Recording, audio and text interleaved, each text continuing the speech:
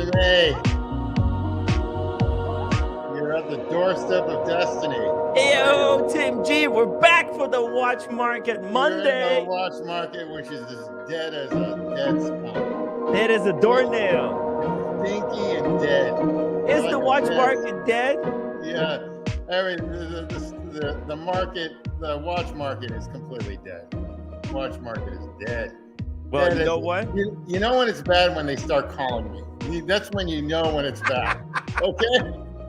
All right. Well, And you don't want the watch. And you don't want the watch. Okay? well, I actually have the perfect article so that we can discuss whether the watch market is dead or whether it's just an online social media driven narrative. Oh, okay. A friend All of the show, get this, a friend of the show, John, you might know him. He goes by John. He's the government guy who works in the government. Very connected guy. He has a Substack where he writes kind of opinion articles on different stuff. And he just written a very interesting article where he argues, where basically he argues that the idea that the watch market is dead is just a myth, and Okay. what right. people because what people are calling a collapse is really just a correction from the extreme hype years. So, like, That is agreeable. yeah, it's a like I think like because we live in this online social media world, and it's but he lives in the real world, and it's good sometimes to kind of step away from the social media and see it from other people's perspective. And he written this very nuanced article where he breaks down basically everything, right?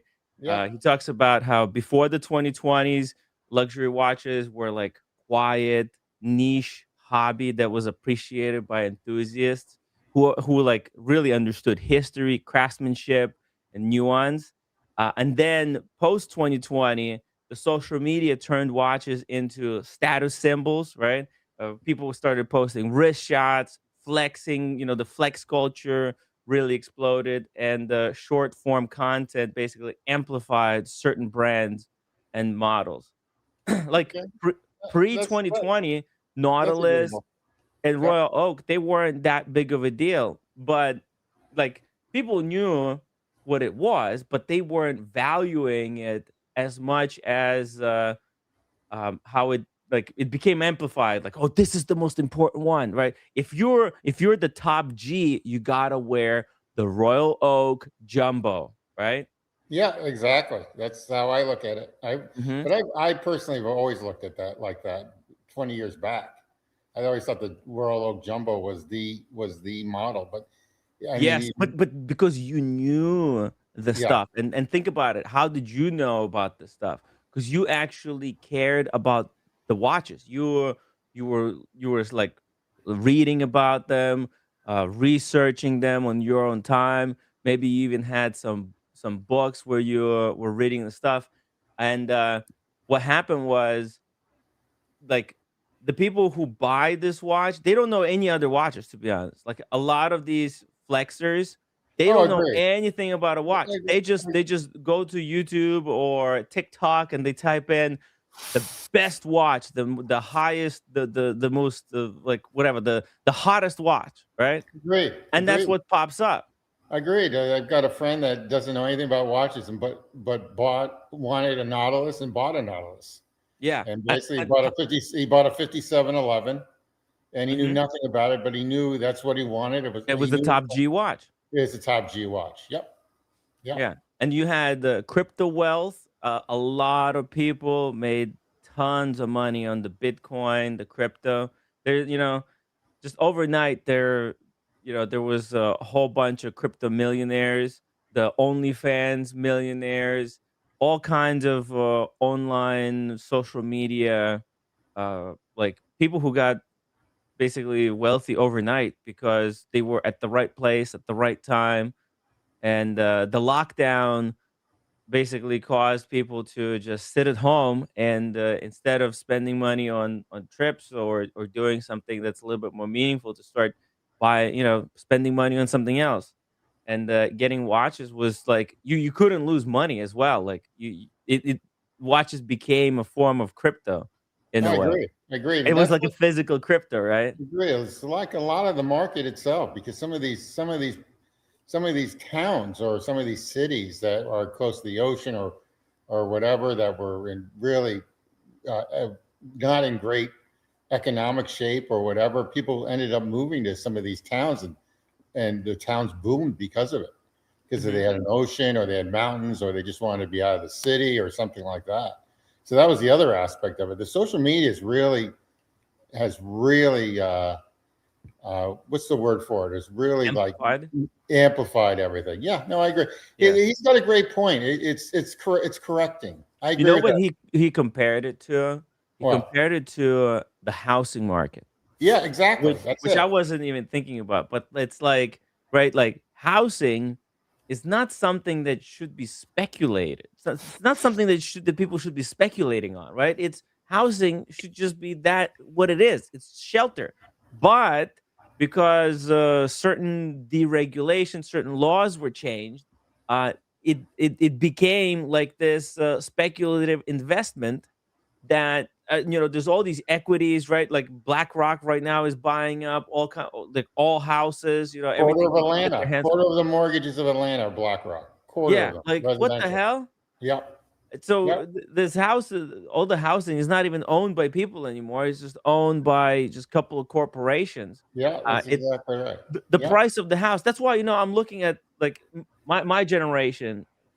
They're not gonna own houses because it's completely impossible unless you find a way to become a millionaire overnight. And yeah, I like to joke about it. That's like when I get 5 million but like realistically, that's what you need to own an apartment now in New York, and not because In Manhattan, in Manhattan, yes. no, no, not over here in Brooklyn. You know that shitty crack house Yeah, that we I looked know. at. $2 million. I Yeah, got it. $2 million. Get out of here. That's For a $2 crack million house. dollars, not because of, the fundamentals of the house, but because of the speculation. And, these guys are saying, "Oh, well, you can subdivide this house into 10 single bedroom house, like houses, and get 10 illegal immigrants paying you $1,000 a month. Then you could be making this money back." Like, get what the hell?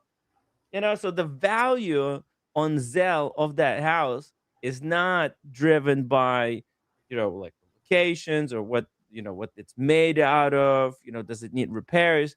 It's the price is based on what somebody is pretending that you could get out of it if you rent it out in a certain way. So I agree. that's kind of thing that's happening a lot in watches, right? A lot of these watches that are coming out, they're priced not based on the materials, not based on the research and development that actually cost to develop it, but purely on hype. Like I think AP is guilty of this. They make another Royal Oak, they changed the metal, right? And steel royal oak costs 33,000, but then they'll make it out of gold. There's there's maybe $10,000 worth of gold in it, but now it's they price it at a hundred Yeah, thousand. the titanium jumbo Royal Oak is absolutely through the roof, with the red dial, with that hot red dial, through the roof, Yeah. compared to the regular jumbo.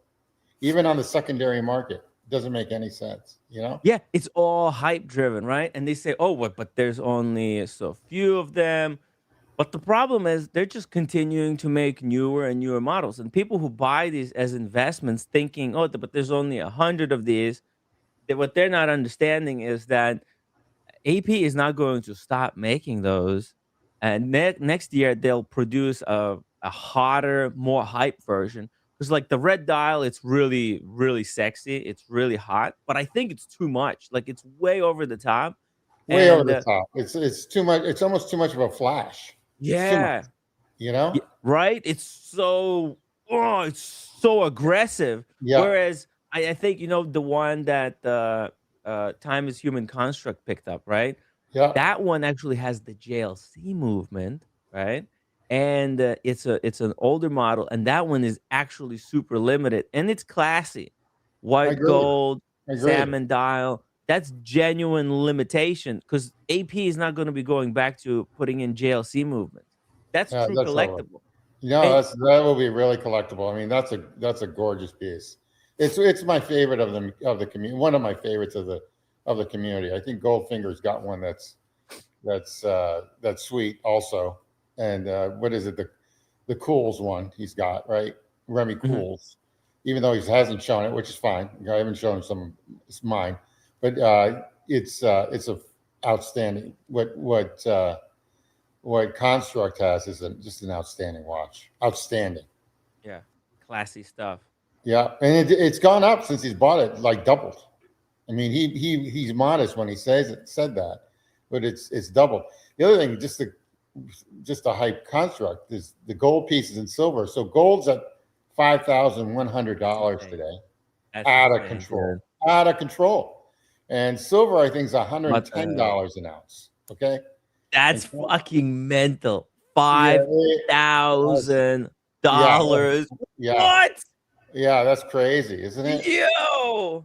Yeah, crazy. And I can I see I can see it can't I can see it believe 10,000 by the end of the year. You know, 10,000. No way. we'll see. We'll see. Dude. We'll see. We'll see. Yeah. What the fuck, It's man? crazy. That's why if you have a gold watch, I just think that alone is going to be worth a lot. Right. Precious metal watch compared to a carbon watch. Think about it. I mean, I think the carbon stuff is. I granted the RMs are, and some of the RMs I think are just gorgeous. But the thing is, and they have gold too, obviously, and they have other precious metals with their brand. But if you just look at buying just a regular simple gold watch or a Rolex that's a gold watch, that gold has to go up. It's got to, you know, Dude, that's mental. incredible, I incredible. can't believe it. Yeah, it's gonna be Holy shit. it's gonna be remarkable. But John's got a good point on a lot of this. It's correcting. I agree with that.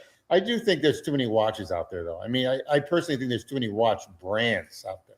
Okay, And I think a lot of these brands are going to suffer because huge. they've invested so much money in speculative, like they speculate. I think LVMH might suffer dearly for this because they invented so much money and so many resources, so much effort into pursuing the watch market because they thought there was or they think they still That think there's a market. No, I that agree with there's a that. market. Yeah. I mean, even take a look at the Daniel Roth before it was LVMH. Those Daniel Roth watches, the gold one, even though it doesn't have a clear case back. That's going for those are going for the mid 20s, low $20,000.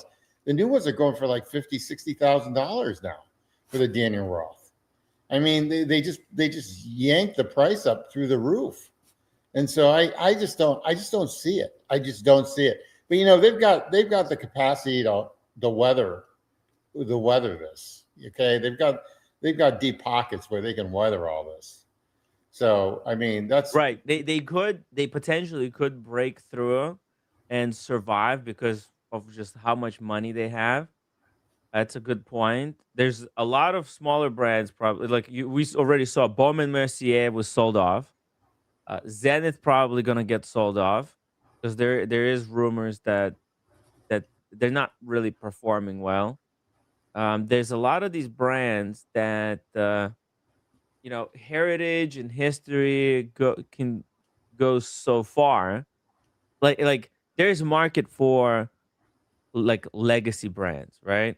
I And agree. I think I agree. Zenith screwed themselves up because they created this Defy line, and that's like a completely new brand. Like when I look at Zenith, I don't think Zenith is the Defy. To me, Zenith is this kind of a heritage watchmaker, but they started making hype watches. It makes no sense. Like they're Yeah, making it's Hublot. funny They're no different from Hublot. yeah, I agree. When they copy like a Daytona, Hmm. and which is kind of a second or third rate sort of watch. If you've got one, I'm sorry to say that. It's tough. I mean, it's tough what they've done. I'm just not. I just don't like their dial. I've never liked their dials. Any of them. Zenith, never the dials, except for the classic one that they should have just kept. The what is it? Their chrono. Their old their standard chrono. Everything else, I just never liked their dials. Even the new one that came out, I don't like the dial. I think they would have been much more successful if they were kind of making watches that are a little bit more um like restrained.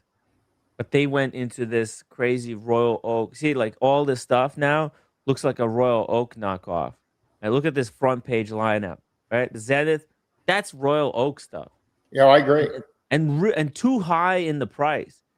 People who buy Zenith, the reason a lot of people bought Zenith is because they were affordable and they were kind of legacy brand. The El Primero movement, right? That's why people go to Zenith is for their legendary El Primero movement. But Zenith seems to have left that market, and they're See going up. those They're going to the yeah. higher So the price point. Chronomaster, that's it. Those are actually decent watches. I just Yeah, don't think yeah. they I market don't them. mind I don't think they Chronomaster. market them correctly. Okay, Yeah, I don't think it's they. just that they look a little bit too much like the Daytona, uh, Yeah, but they're Daytona original. knockoff. To me, they're original But ones, not the ones that look like not those that look identical to the Daytona. But you know what? I don't even mind this one, the Daytona knockoff, because it actually is different, right? The movement is tenth of a second. It doesn't have a tachymeter.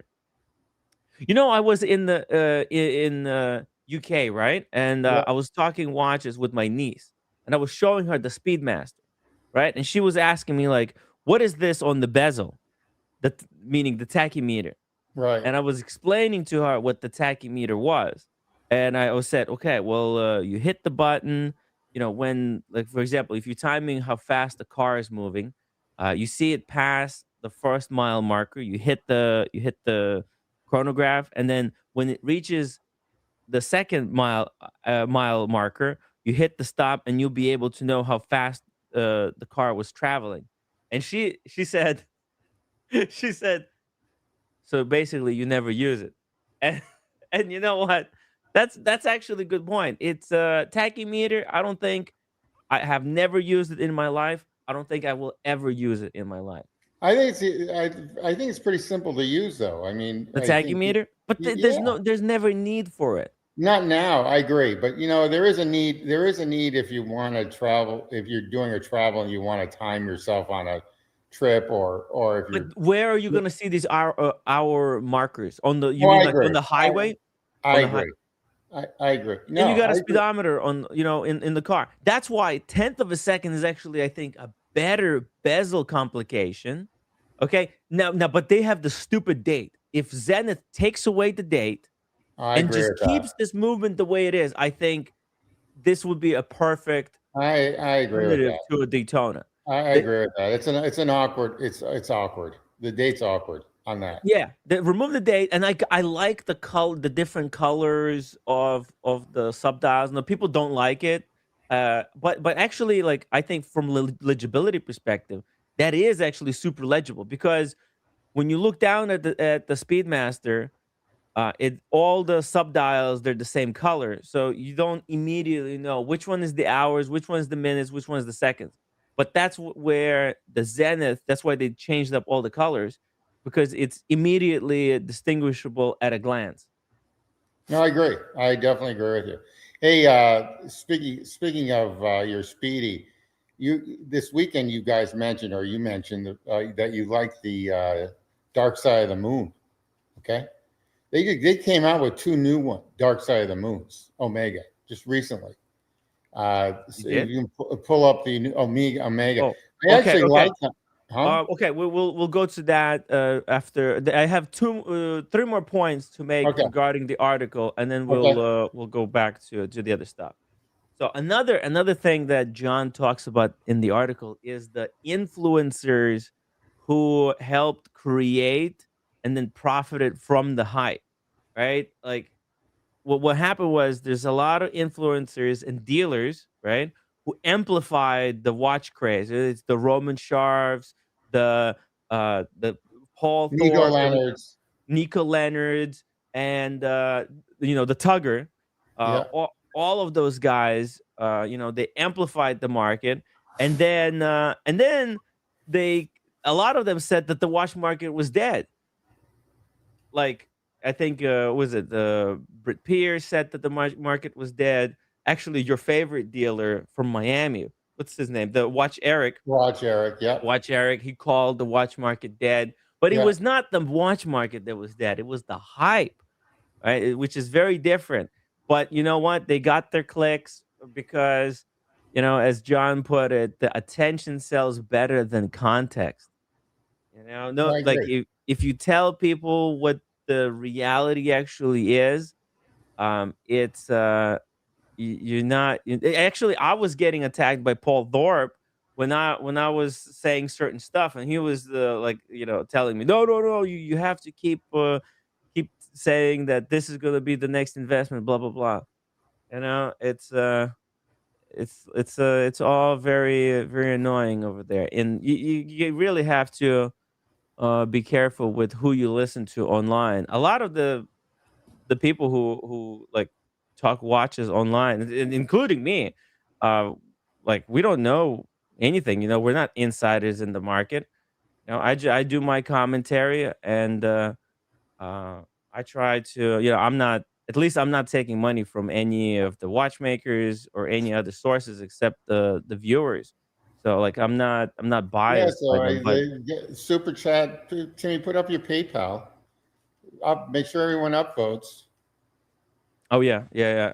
Good point. Good point. Thank you for the reminder, guys. If you enjoy the streams, you can support via PayPal. Support via PayPal. Let me just put the link, and also the link to John's Substack is in the chat as well. I would highly recommend you guys go and follow him on Substack. There's also many other writers who write a lot of interesting articles on there.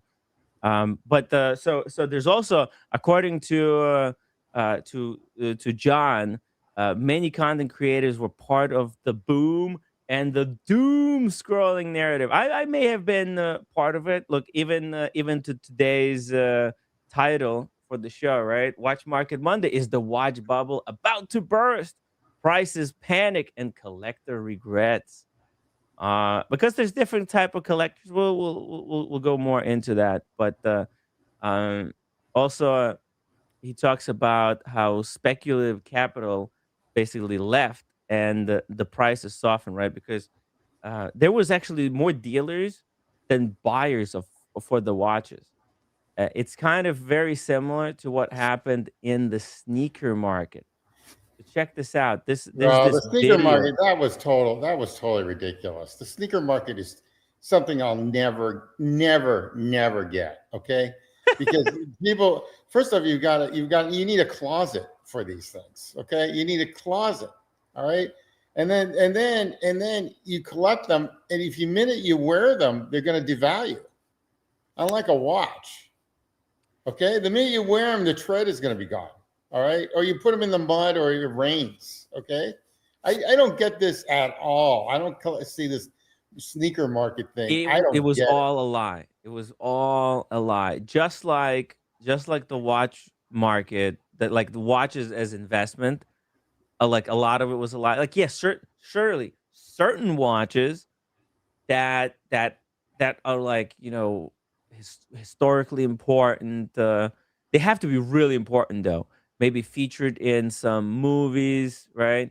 Worn by some prominent figures. Those could be kind of collectible investment. But sneakers, this was just a big joke. And but also all these people who created businesses reselling sneakers, that's the biggest joke of all time, to be honest.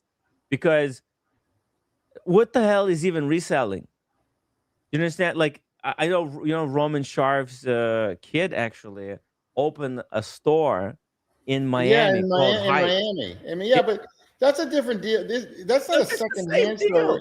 That's No, the but same deal. isn't he just like What are they he's a, doing? They're not selling the product; they're reselling the product. I understand, like it's like a Goodwill, but the reverse. How can you have like?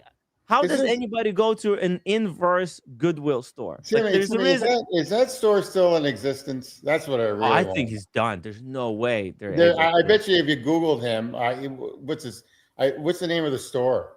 I bet you if I you Google it, it's Yeah, gone. It's gone. I let's bet you it check was it like out. a 1 year lease deal and he's done. Let's Okay. check. He might still be operating, but maybe not. Where Let's is he? see. Is he like In in Coconut Miami. Grove? In Yeah, I know. the Well, I'm in Miami right now. Is he in Coconut Grove or something? let's see. Hype Miami.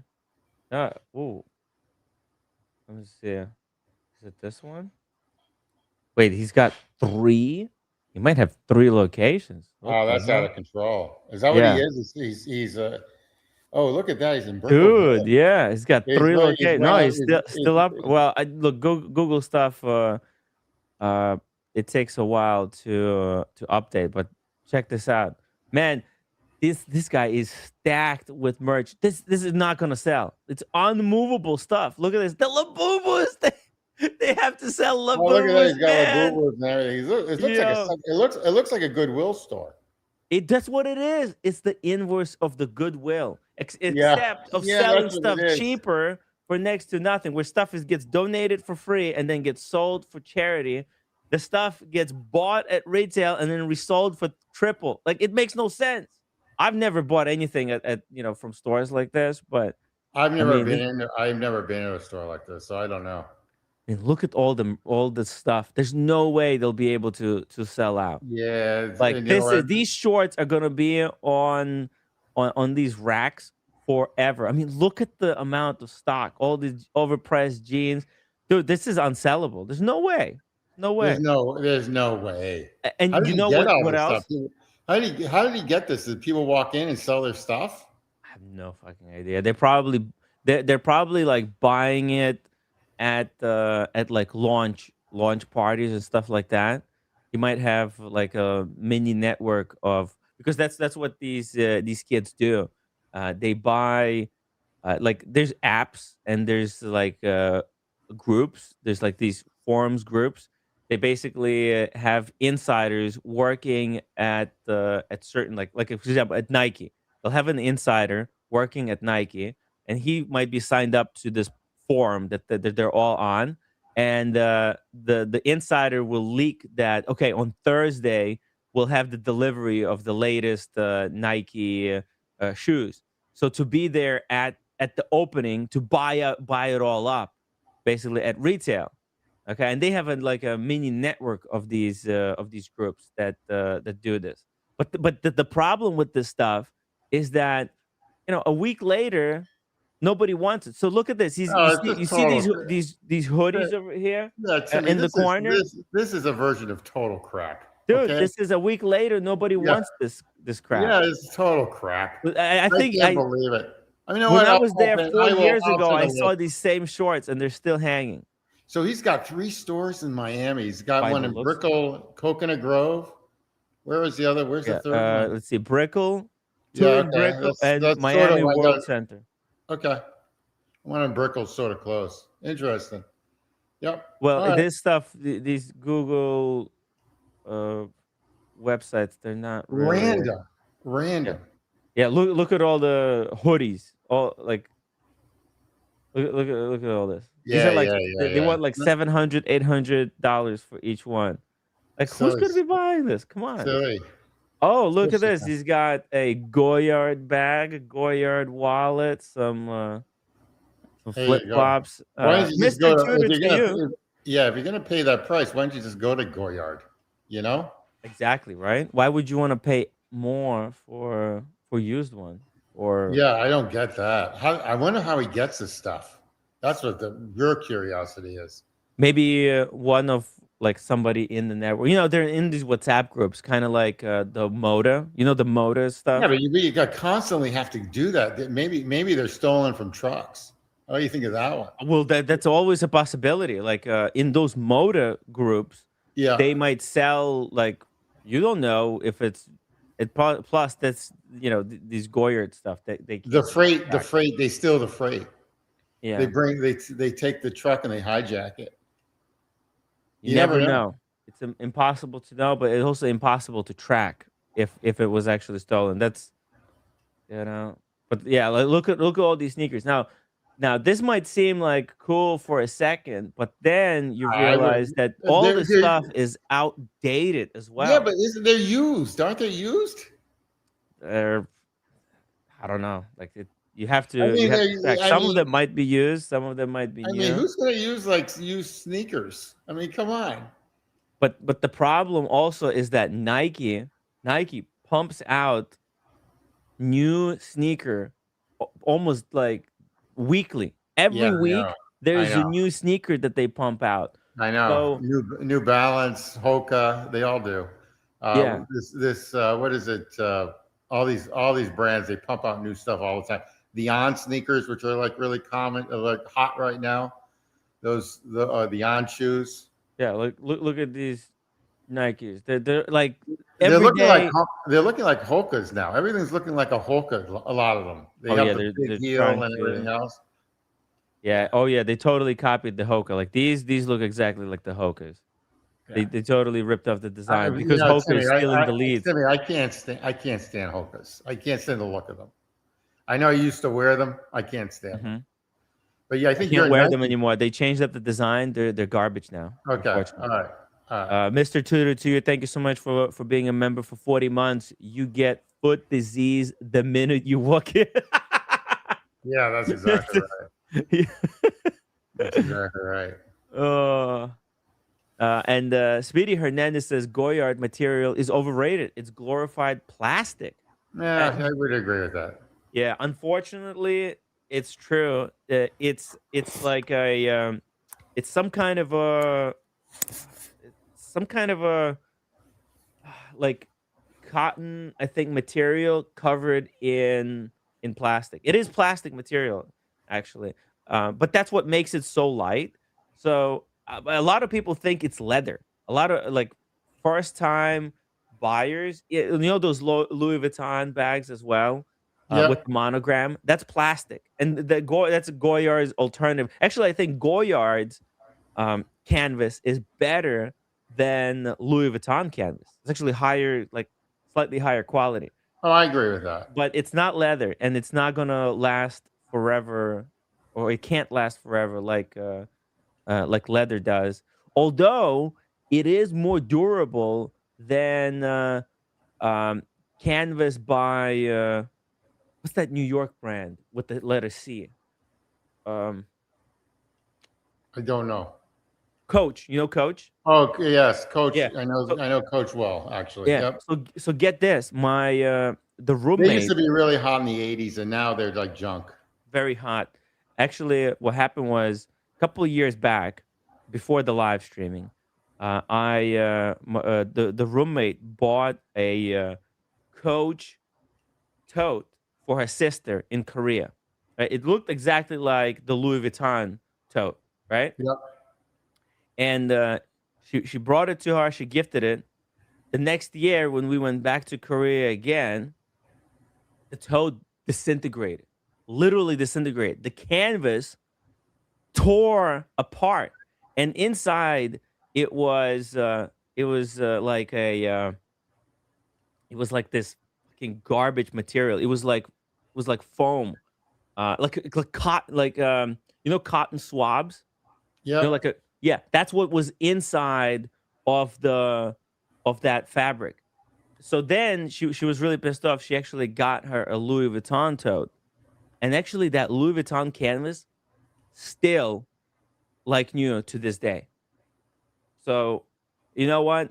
It Even makes it though makes a huge difference. That's what you're it's telling me. huge difference, it's Yeah. actually really durable. Now they might have changed up the formula of how they do it, but that That stuff is actually better. And roommate has a Goyard tote herself, and this stuff is it's kind of it's not leather, but it is quite durable. But anyways, You know what, Timmy? fi- huh? I now buying Mizuno sneakers. Mizuno. How I do you never heard spell of it. that? They're Mizuno. Is that for golfers? No, that's running and everything else. Golfer, I use either Nike or Puma. Oh, Mizuno, yeah. So anyway, is that's this what I'm it? using now to run or walk. That's it. Those are them right there. They look like dad shoes. These are Yeah, dad well, sneakers. I am a dad, so this okay. All right, I'm just curious. All right, okay. But dad sneakers are back. They're really popular right now. They All right, like so that's what I don't have those, but I have something similar. They're more like in the white deal, you know. uh-huh. Yeah, these But are totally dad sneakers. They look there you very go. comfortable. So, can't So that's blame what I'm. you. That's what I rock in when I have sometimes shorts on, or sometimes I have. I mean, I don't want to mention what I have, but penny loafers and stuff, you Mhm. know. So anyway, there you go. JC watches 10-pound super to Tim G and Tim W. The dream duo Well, I don't know is about that, but thank you. 48,000 US dollars too much to pay for OnlyFans Daytona Baby Lima. I don't know about. I never heard of about the OnlyFans Daytona. What is that with like a naked chick on the dial? No, no, it says OF Daytona Baby Le Mans. Pull it up. Yeah, I don't Pull know up. what is an OF. OF is the OnlyFans, but he means something else. Oysterflex. Oysterflex. Oh, I would love that. I That's a great. I would go for that. I would go for that. I think I that's don't see. might be a little bit I high. think you're. Thank you, JC Watches. Thank you, boxer fans. I would definitely go for that. I don't see that as I mean, we got the dough. Why not? 48,000 US dollars. Let me just see what the retail is. I think it's cheaper retail. Hold on a second. I like that watch a lot. Matter of fact, I would prefer. I'm starting to not like ceramic bezels anymore. You This would know? be it, right? Right here with the black dial. That's the baby llama. 42,700 No, retail. With taxes, 47. that's Yeah, yeah, basically it, you think retail. it's like I think it's. I don't know. You're paying all that. How much is it? How much is it retail? 42. 42.7. Oh, they really did go up. Yeah. Holy If you cow. add taxes, that's your Yeah, 48 grand. I don't see it as a problem. Go for it. If it's brand spanking new, if it's like a year and 24 months old, go for it. I I do like this piece. I really like this. I thought it was this, but I no longer like ceramic bezels, but that's a nice piece. You know, I it's I got the think I Oysterflex. think full gold is better. I think if you go full gold, you're not gonna regret it. I think that's the way to do it. If Oh, you can get you're figuring gold's at $5,100 an ounce, and I know this is not like it's their own proprietary gold, but this is these are all nice watches. You won't go wrong with any Rolex. I mean, if you're up in this state, if you're up in this hemisphere, go for it. You know, let me see here on 48K with tax. If you don't, if that includes everything, I don't see it as a problem. That's what you're paying for the tax, and that's the holding cost of buying it from a non-AD. If it's, I'm assuming that you're buying it from a non-AD, right? oh, look at this. On European watch company, you can get that watch for cheaper. How Look, much? there's one here for 44.5 Yeah, but USD. you got to pay tax on No, that, you Timmy. don't. European, you don't pay taxes. Yeah, you do. They do. You do have to pay tax. I mean, I have a deal with you send it up in New Hampshire, but they will have you have to pay tax. You have to be on the trade in. It's the difference. So in other words, Yeah. if you trade something in that's 20, if you trade in, if it's 44,500 and you've got a say a Rolex that's 20 grand and you have to pay the 20,500. So I mean 24,500 for the cash. That's Yeah. the amount of tax you have to pay. Okay? You sure? I'm 100% sure. 100%. I've done it a dozen times. Can you? 100%. The only way you can get away with it is you send it up to New Hampshire, or like to a state that doesn't have it, and you make a deal right there with them, and they'll somehow turn their cheek. But the tax is the killer now, because most states are like 7%. I mean, what's New York City now? 7 and a quarter? I mean, the restaurant taxes are expensive. I'm down in Miami. I'm paying restaurant tax. I'm looking at the restaurant tax and say, what the fuck? I think the price of these might go down because European watch company got 3 of them. They got 3 in stock, Tim. 3 Oysterflex I Daytona. don't know if they'll go down. That's a coveted watch. But it's also there's so many of them on the market. I agree, but there's, if you look at Submariners, there's so many of those, and those haven't gone down. I mean, you look at Submariner is a little bit more popular model, though. well, it's a easier price point, Easier price point, which is there's huge. much more, Anything over like 30 grand kicks people out of the market.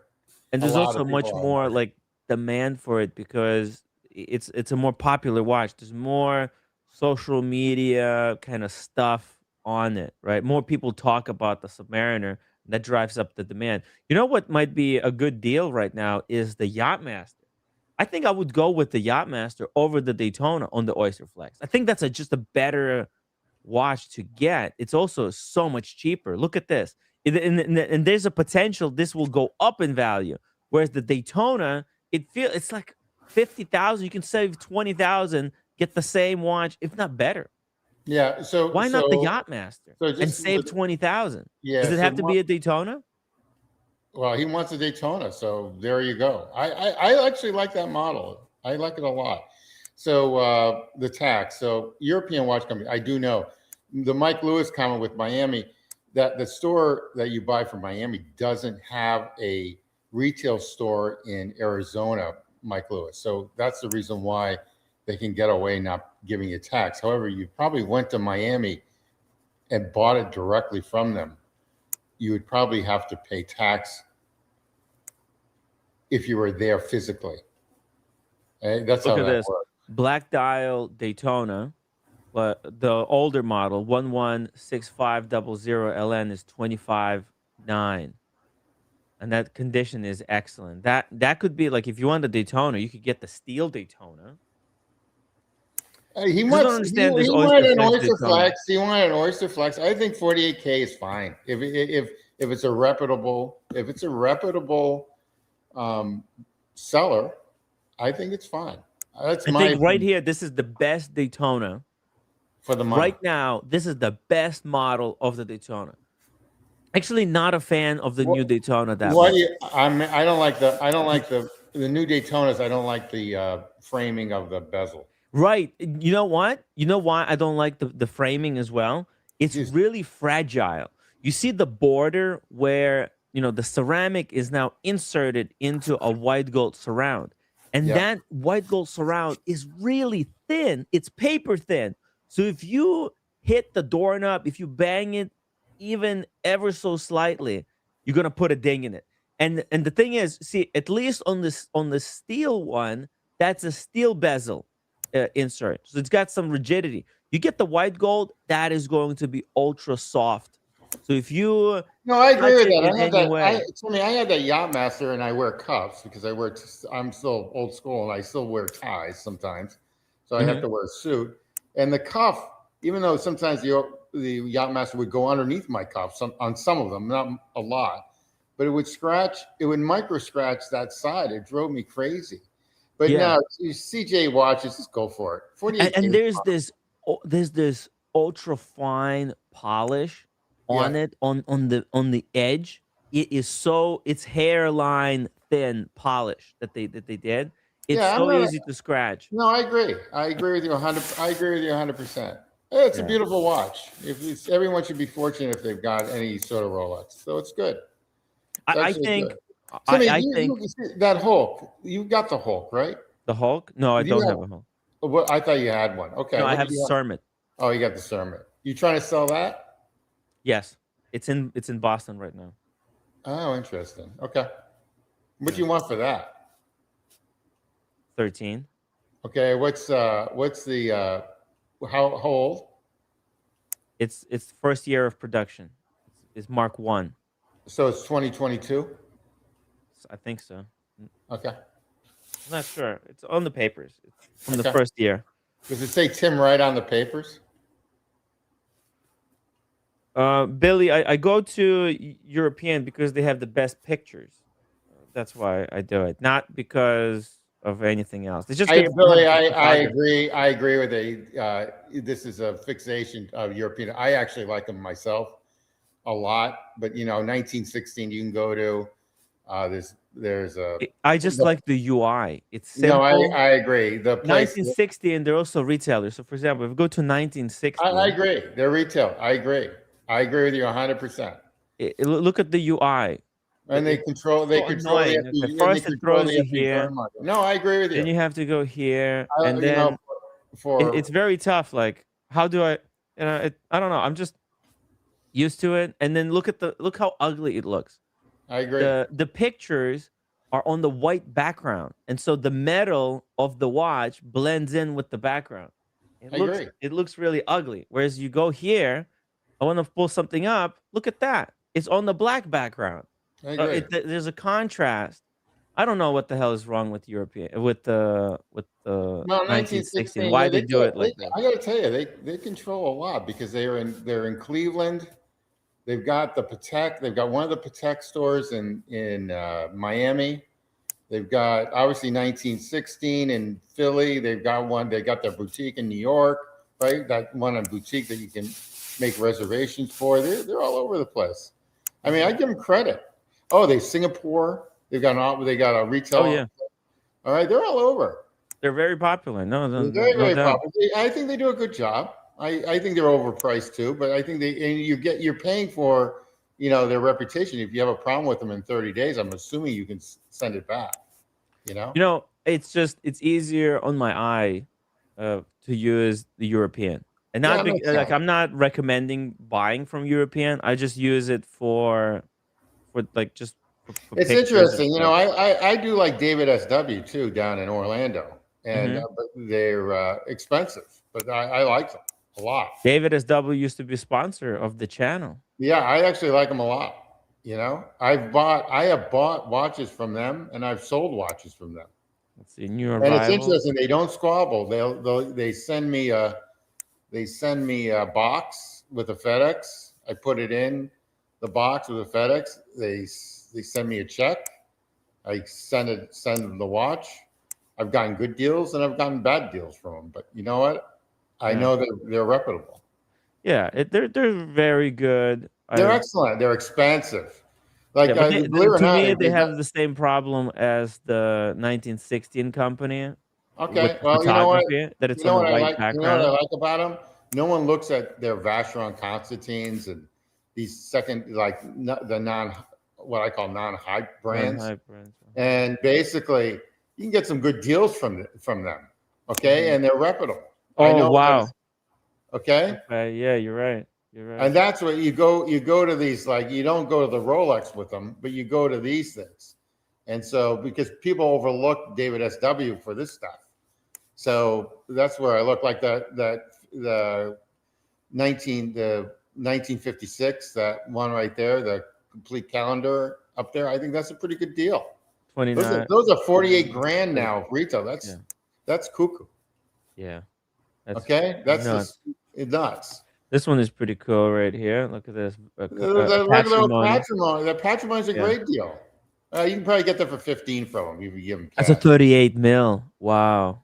That's nice. Yeah, this is a good price, I think, right? Because I think a really good price. Let's go 28 grand. that's the new model as well, right? This No, is it's not. 38 mil. That was 42. The No, it's older is 39, 42. 39 is the new model. 39 millimeters is the new model. Good, Yeah. good, nice watch. It's a great watch. It's a great, dress watch. Yeah. And also it's gold, so that's going to go up. Mm-hmm. Beautiful. Yeah, All the I packaging. like David SW. There's another one, the Nashville company. What is it, King? That's a good company, King and whatever. The one down in Dallas that Marco has. Is it Marco? They're all good. Nashville. No, Nashville's King. It's King Jewelers, I think. There's one that Nashville there's watches. Oh, and this one, the website is not. Oh shit! Look at this, Starville for 60 grand. yeah, there you go. How much are Oh, they normally? well, that's below retail. I They think. have good prices here, because they were like in the middle of nowhere. Oh, look at this, the brand new titanium How much are they new? Cartier Santos, 11,000. How much are they new? I think they were the same price. Wow. You know what? This is the alternative to a Yachtmaster in titanium. I agree. Boom. I might actually, size wise as well. This might be a very similar size. Look at the construction here. Really nice, like brushing, or is it bead blasting? The way they did it, it's kind of a, oh man, if they put black ceramic bezel on this thing, this would have been like a direct Yachtmaster. Yeah, I agree. But Uh, that's a great watch. yeah, that's That is beautiful. a great watch. And that's the other thing with Cartier. I think they can out. I mean, the this girl I'm seeing and the ones that I've seen before, they would prefer Cartier over a Rolex. For Let's them, check how much they have the Daytona here. Let's check a Daytona for JC. Let's see, what do they he got? wants Okay, the he wants 26. the, he wants the Oysterflex. He wants the gold. He Yeah, wants the okay. Here Oysterflex. they have one in the gold. That's the new model for 45,000 He doesn't US. want the black. He doesn't want the black dial. No, he said Baby Lamont. Is that what he said? Yeah, Baby Okay. Lamont. This is the exact model that he's talking about. 2024. Yeah, it's same price, 40. I don't think they would charge tax there either. Yeah? I don't think they would if they ship it. So, like I said, but for some reason, the European watch company does. I mean, you've got to negotiate that. You know, maybe something else. I look, I think honestly, I think this one right here is the best value. The older model Daytona in steel.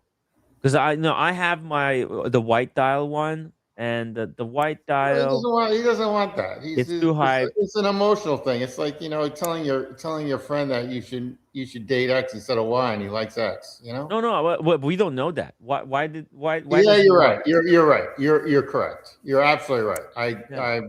I stand corrected. I mean, I'm just saying, like, value wise, where the smart money is either in the steel black dial Daytona older model, because functionally they're the same as the new one. Like, what do they do? There's no improvements on the new one. They changed up they made it less legible, to be honest, right? Because the hour markers are now thinner, the sub dials are thinner. So if you look here, look, we got old one and the new one side by side. Here, let me So look at Mike this. Lewis, See it here? yeah, There's the two. They're side by side. You see how this is the new one on the left, and there's the old one on the right. The old one has slightly bigger hour markers and slightly bigger sub dials. So you can see it's kind of, they're both illegible, but at least the older one is slightly more legible than the new one. And then the baby Lamar. Oh, and yeah, the baby Lamar. Look at this. It's got the white sub dials. Wait a second. Is that how which it's I like. supposed to be? That's what I like. I do like the white sub dials.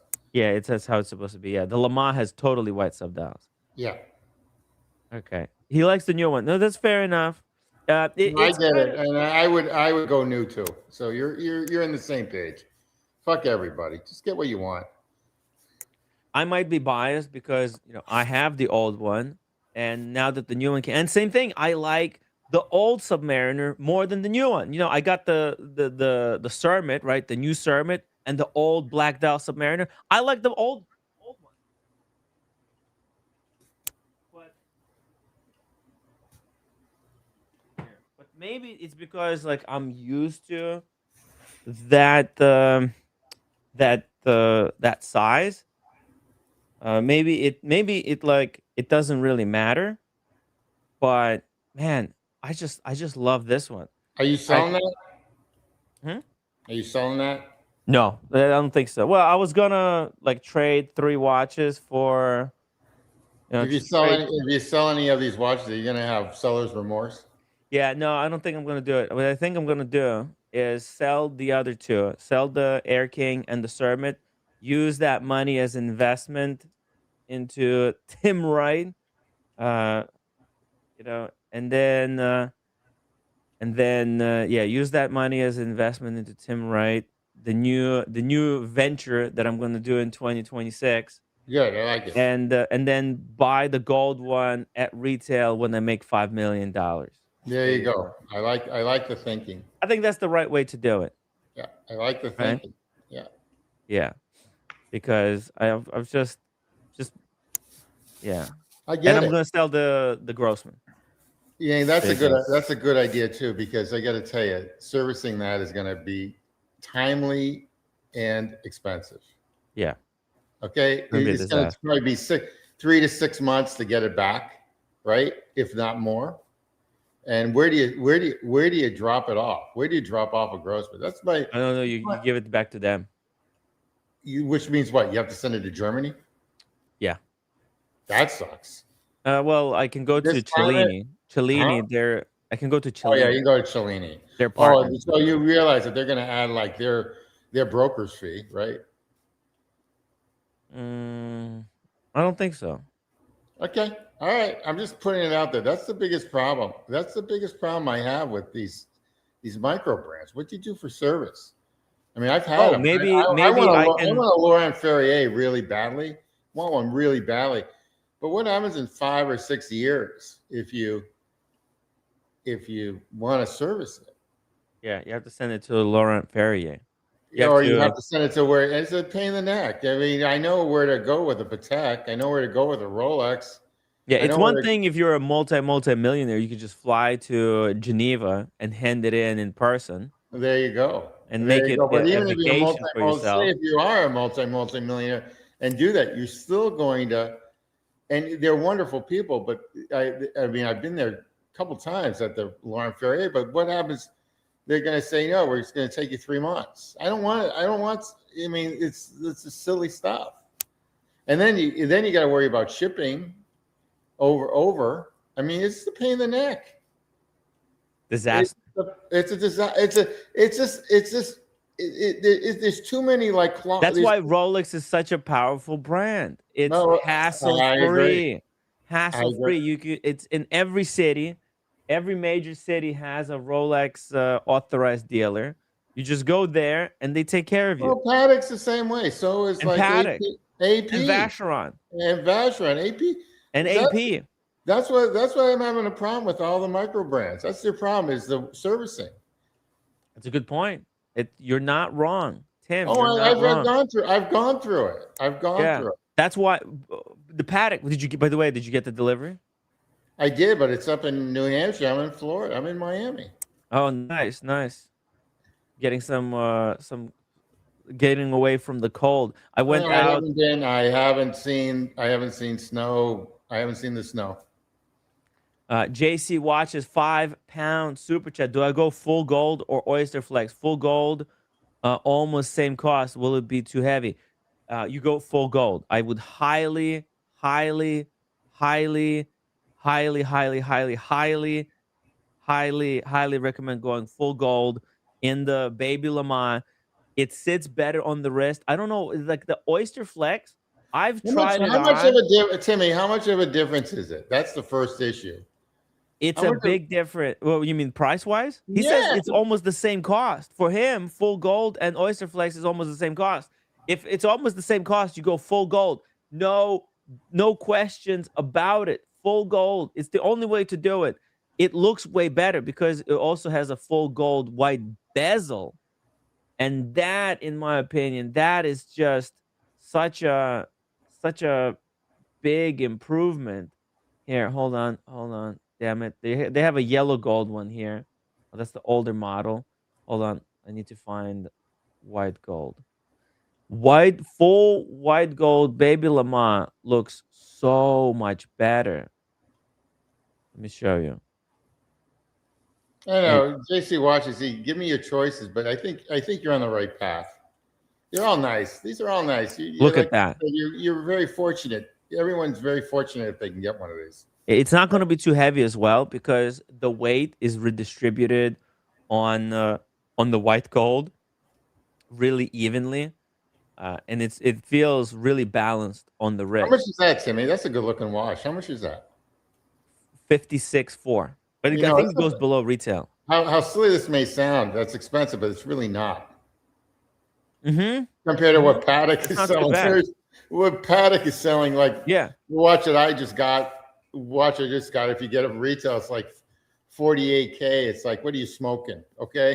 it's actually probably best value of many Hands other down. watches that are available on the Hands, market for hands down. 50,000. Right? There's so much garbage for Well, $50,000 JC right Watches now. says but JC Watches says he's got to get that gray. Got a gray? You know, he has to Why? get. I have to get that gray market. That Oh, watch. get a gray market. Yeah, get a gray market. How much That's more is fine. it? How much more is it on gray?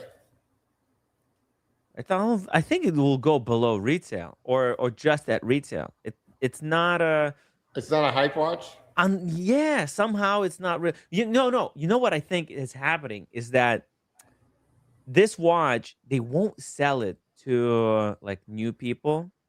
And what happens, established collectors, they get this offered and then they buy it and then they get rid of it. Right? So it says it's 1K above retail basically. That's perfect. This is what happens, right?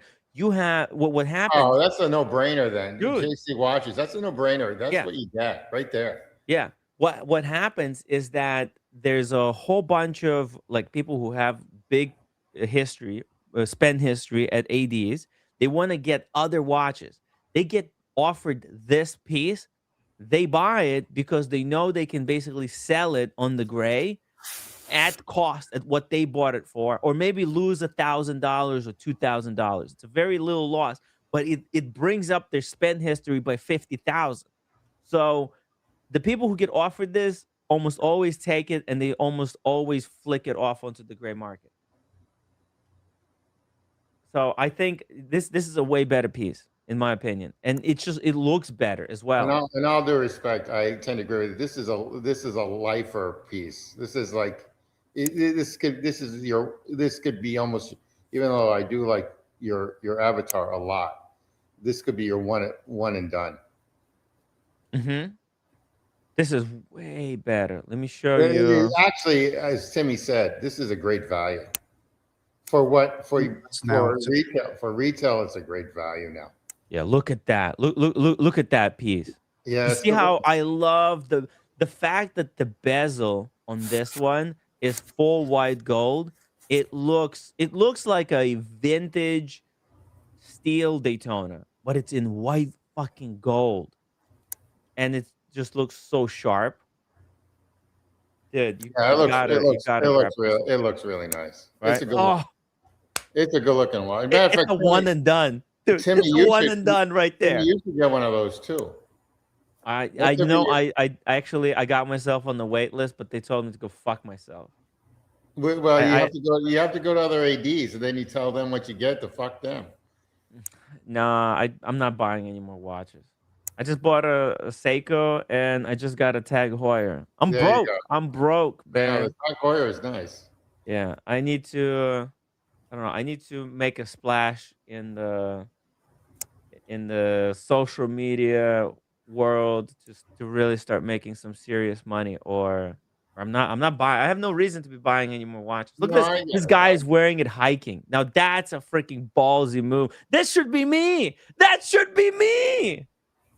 Yeah, well, what, you hiking with that thing? Yeah. That's what I would do. That's what I would do. I hike with my steel Daytona. Okay, I hike with a Timex, so there you go. Dude, you gotta hike with the Daytona. Yeah. And the cool thing about the white gold Daytona is that yes, it's heavier, but he put it in the waterfall. What a badass. There you go. I actually like the blue dial, Timmy. The blue dial is cool, but they fucked it up in my opinion. Why? It's just here, I'll show you. I like the blue dial a lot. Here's the blue dial. Yeah, I like it. Why do they fuck it up? Because they haven't made it what's it called? They basically they kept it monochrome instead of making it contrasting. See, they improved the John Mayer. See, look what they did with the John Mayer. Did you see what they did with John Mayer? Look at the John Mayer. You Yeah, see what okay. they done? Yeah, The old John Mayer was green on green, right. I agree. and the I new understand. John Mayer they improved it. They But they they they they the subdials are highlighted. I get yeah, it. but they haven't done that to the blue one. Well, what So are they gonna in do? my Make it opinion, they white? fucked it up. Make it white? Make it Yeah, white? yeah, like Baby Lamont. That's what they should have done. They should have put the silver subdials on the blue. That would have been money. I mean, I think they might actually do it later, like in a couple of years. In couple of years, they might actually do it. I think. Yeah, that's interesting. You know what? The blue one doesn't bother me because it reminds me of one of my favorite stainless steel watches, which is the Royal Oak 38 millimeter, which you don't like. I think that's the best chronograph, stainless steel, jumbo, the 38 millimeter, and it's all blue dial. The current one is all blue, but it does have the funky date between the four. It's like 4.5. But it's the same sort of gig. But this is a great value proposition if you can afford 50 something $1,000. You know what it is. The Oysterflex Daytona. It actually, I had it on the wrist, and I felt like it was top heavy because what happens, the Oysterflex, it doesn't sit flush against the wrist. It's got this ventilation system, so it kind of it sits above it like floats above the wrist. And what happens, because it's a white gold head, and then you got this air pocket No, I underneath the understand. rubber. I get it. It kind of floats on top of the wrist, so if you go like this, it like wobbles. But if you got it, if you get it in Well, I don't think full gold. I don't think the strap is tight enough then. That's what you're saying. No, If no, no. It was actually tighter than it should have been, because okay, it was a all right. smaller wrist, but it does have a glide lock. The cool thing about the Oysterflex Yeah, it's Daytona huge. is that it has a glide lock in Yeah, the it's huge. buckle, It's but huge. this one has the micro adjustment. But I had no problem with micro adjustment. What micro adjustment is good. He says the white gold is not worth the extra cost. You might as well go with the steel. But the thing is, it is worth it because the new steel one has a ceramic bezel, whereas this one has a kind of monochromatic bezel case look. So I I like like it. this one more. You know what? You reintroduced me to them. These are really nice watches. Really, Look at really nice. that! Look at that with the business suit. Yeah, This is a watch you can wear to work yeah, and to the play or great anything. Oh, it's outdoors. a great watch. No, it is. Yeah, it's absolutely a great watch. John Agreed. Doe says it's snug fit. The Osterflex Sky Dweller, which I have on the wrist, is now definitely top heavy. Okay, fair enough. Maybe because maybe it wasn't sized properly on me. But yeah, Oysterflex would be really heavy. I don't know. I had the Oyster Flex on that Yacht Master when I had it, and it was pretty damn nice. Hmm. It was pretty, and what I liked about it is that the weight of the class made it like a equaled it out from the top of the watch, so it didn't really move that much. I actually like that watch a lot. I know it's like it's look the Yachtmaster 42 or with the Oyster Flex looked on as a like a bridesmaid watch for Rolex, Hmm. but I actually like that. I like that watch a lot. So anyway, Yeah, at the end of the day, it's kind of a personal preference which 100%, one you go with. 100%. But like my personal taste, I really like the full bracelet look, uh, because like when I got into the hobby, I think the Oyster. I wasn't even paying attention to the Oysterflex model. I don't think it even existed yet. So I've I like the vintage ones. You know, the really old ones, Whose the Zenith collection ones. is That's this? the one, huh? Whose collection is this? Oh, that's this guy, the It's got SC pretty good, collection. pretty good, pretty impressive. Yeah, this is a white gold. Look at this white gold Pepsi. Yeah, It's got a which I actually like. Submariner. I actually like the white. I like the white gold Pepsi a lot with the blue dial. I love that. Okay, Yeah, and then he's so got some Paddocks. Look at this. He's got yeah, the it's got annual calendar, their weekly the calendar. weekly Then calendar you can get for about 35 Ks. yeah, then he's got the denim annual calendar. Another one. Then Yeah, he's got also the yellow gold yeah, Daytona Paul Newman. looks good. And is that a monochrome? Looks like he's got a monochrome there as well. Oh, Yeah, look at this. Woo! it's got some Wow. That's beautiful, a gorgeous. that's a cool side by side. It is. Wow. It's gorgeous. It doesn't have a scratch on the bezels, Tim. He has no scratches on the bezels. He Brand wears spanking. them out into the Huh? woods. Daniel Katz 279 can wear that watch to my coffin. There you go. Jump on, Daniel. Jump on. Daniel, you know what? You know what would be cool? Daniel, to make you into a diamond and then put you into a Patek Philippe platinum Calatrava. You know how there's a little diamond thing in the platinum Pateks? Yeah. Put turn Daniel Katz into a diamond and then insert him in there. There you go. That'd be cool. He could be Compress them. forever a Patek Compress Philippe. them hard enough. You can do it. Yeah. It sounds painful, to be honest. I don't think I would Well, do you'd it. be I'm too dead. So scared. you'd be dead. So it doesn't matter. Not necessarily. Not Okay. necessarily. You All never right. know Well, how that stuff works, all right? right. We're not going into this stuff. We're not going into it. You know what? I want to be cremated, to be honest. Cremated, and then my ashes to be spread Well, this is somewhere in kind the of a sick. valley in This is Ukraine kind of a where I was sick born. This is kind of a sick conversation, but I am going to be cremated, and I'm going to be buried in the Concord, Massachusetts cemetery. I've already got Oh, I've already got my plot right next to my parents. you already have it all planned out. Hey, Yeah, unfortunately, I Daniel do. got caught again. There he goes. No way. You silly goose. Actually, I actually remembered because it's become almost a tradition that I actually remember to open it to close it. There you go. If that makes Yeah, sense. nice, The question is, circular logic. what's in That's those really clever. That's really clever. what's in Now those they can't cupboards that get you you keep? for it ever again. What's in Yeah. those cupboards that you keep them open? Are they plates?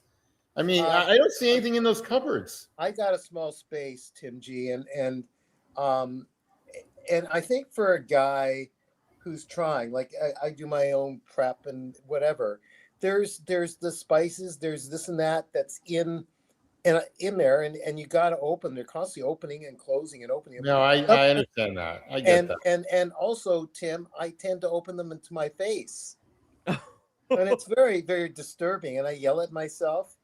I like just bark at myself. There's no one here. I'm surprised that the next door neighbor apartment, like something out of what was the TV show, with the comedians, they were all together. I forget, but back in the day, David, whatever, Curb Your Enthusiasm or whatever, someone would come in and say, "Will you knock it off?" Because I'm yelling at myself because I'm, bumping into things, dropping things. Once I'm walking by a table, the table that looks like a damn balance beam, you told me I should get rid of. There's a cloth on it, tablecloth. So I'm ready to drag it along. The whole Oh everything's gonna no! fall off. You got a tablecloth for your On balance top of beam? the balance beam table, yeah. Oh So no! You know what? I actually agree with you. That's a terrible design Table. on those cupboards. They should have been glass because you can't see anything through them. So if you need to find something, you have to open all of them. So I wouldn't be closing them either. Yeah, can you imagine that a few months from now, the doctor comes over to someone that's all battered and battered, And like he's bruised. been beat up, and he's wearing a cast, something like me, and I'm wearing sunglasses. He says, "What happened to you?" Where were you abused? I was attacked by the cupboard. and then I slipped over the tablecloth of the table, and everything came powered down on top of me. Daniel's doctor is going to call social services for elderly abuse. It Yeah. turns out that Daniel has been abusing himself. He's got PTSD. He's got PTSD. And then someone would offer me one of these wonderful watches to wear at my coffin. Oh yeah. Oh yeah. Which one would you wear? What's the watch to wear to the coffin? Or do you No, or would that be rude? Waste of a watch. What do you think? Here, I'm just having a little fun with you. I'm not a religious man, Mhm. but the tradition, whether I like it or not, Mike Lewis might know this, is that I'm just wearing what they call a tullus. That's it. That's all you have wrapped over on a very plain coffin is a tullus. You don't take anything with you. You know who wrote that tradition? Grandkids. It's a great tradition that they invented. You got me there. You got me there. That was a good one. That's a good one. Who writes these traditions? I don't know. Yeah, because look, the Egyptians were doing it completely the other way. They were taking everything with them, not leaving anything. Everything that they made in this world, they took it with them into the grave. There you go. Yeah, the Egyptians did that a lot. I think the tradition. The pharaohs. Speedy Hernandez, thank you so much for the $5 super chat. Yes, I love when Timmy has good co-panelists. Great to see you, Daniel. We love Daniel. We do love Daniel. Daniel, I'll try to last a little bit longer for you guys. Okay. Today's we'll do a little shorter show today. No, I meant 40 minutes. I meant before you turn me into a diamond. That kind of last. Oh, that kind of last. Not the other one. Okay, here. How's that? Okay, Fernandez. Someone told me to wear it too because it's cold outside. Okay. Oh yeah, I went out today as well. Almost slipped and broke my ankle. It was a disaster. How much snow do you have, Timmy? Huh? Oh, you want to see it? Here, I'll show you a video. Let's see. Hold on. I thought roommate broke your neck, but you didn't do the laundry. Oh yeah, I actually did. Okay. I did have to do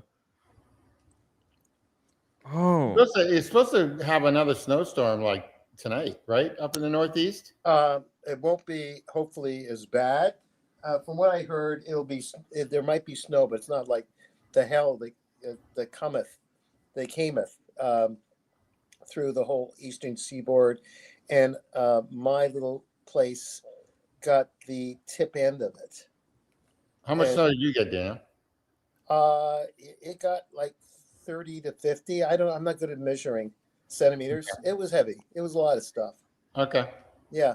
How about you? Like you have different homes, but up where your other home is? Up in Massachusetts, according to the person that sort of runs that house. Yeah. And the other one has 30 inches, one has 22 inches.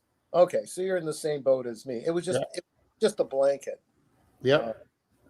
And then I'm near the lake, so I had north effect. I got a combination of lake effect snow and Tim attitude effect snow. The Tim Wright snow came in from over his head and landed on me too. It was a lot. There you go. Ignore that last part. That was really flat, but that's okay. What are you looking at, Tim? Hold on, I'm pulling something up. I'm pulling up the. Hold on. So Timmy, who does the sidewalks? Do you guys have to do the sidewalks in Brooklyn, or does the New York City do that? New York City. No. It's basically all the owner of the whatever. Okay, that's what I thought. Property is responsible. So who's doing that? Are you doing it or some other person? I'm not doing it. No. I figured we have. It's good exercise. It's good exercise. Though, Yeah, Timmy. you know what? I have a funny feeling that I can get to stay on the couch if I shovel the snow for Tim. Is that the possible agreement? I was curious because I do know Expensive couch, that Daniel. with certain areas of New York that, unless you're not on Fifth Avenue or Park Avenue or Lexington or whatever, if you're in Brooklyn, you pretty much have to do those sidewalks. So this If someone trips and falls because of ice, they can sue that owner, and it's not a good sign. Oh, you didn't get that much. That doesn't seem that bad. That's look.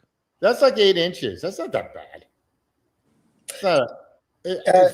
It will be gone next week. Let them whoever Tim G. I'm in one of those moods. Let them sue me. It's okay. It's all my fault. Yeah, there you go. My late dad. My dad. Yeah, there you go. My late. Hey, dad, it's funny, Timmy. They didn't tow those cars. That one car has snow on it. They should have towed it. Isn't that a snow zone there? It's impossible to get those cars out. They're completely snowed in. Yeah, you can. And then where are you gonna put them? There's nowhere to put them. And here I almost fell. Oh This yeah, is like icy. Oh yeah, look how clean that sidewalk is right there. Yeah, but it's icy. You see, it's ice covered. I so know, I over get here it. I almost slipped and fell. Okay, I get it. Yeah, you can manage that. That's light stuff. Is that black ice, Tim? That's what you would call black ice, right? Where it's shiny, or it has to be black. Black What is guys. Black ice means that it's like it looks like there's no ice, but then you slip on it.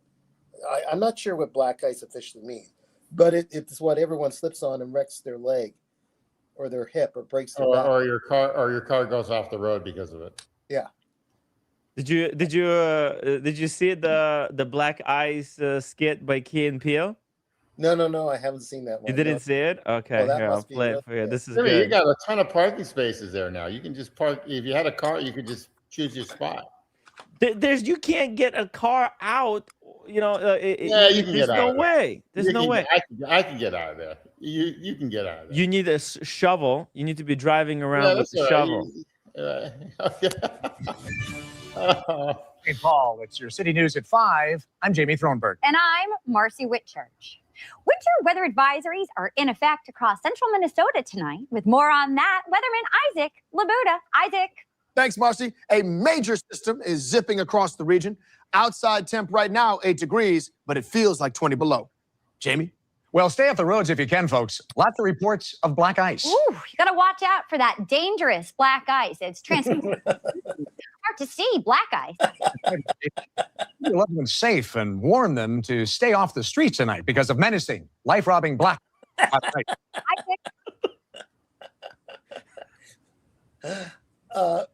We have Channel 17's field reporter Darren Hempner with more. Darren?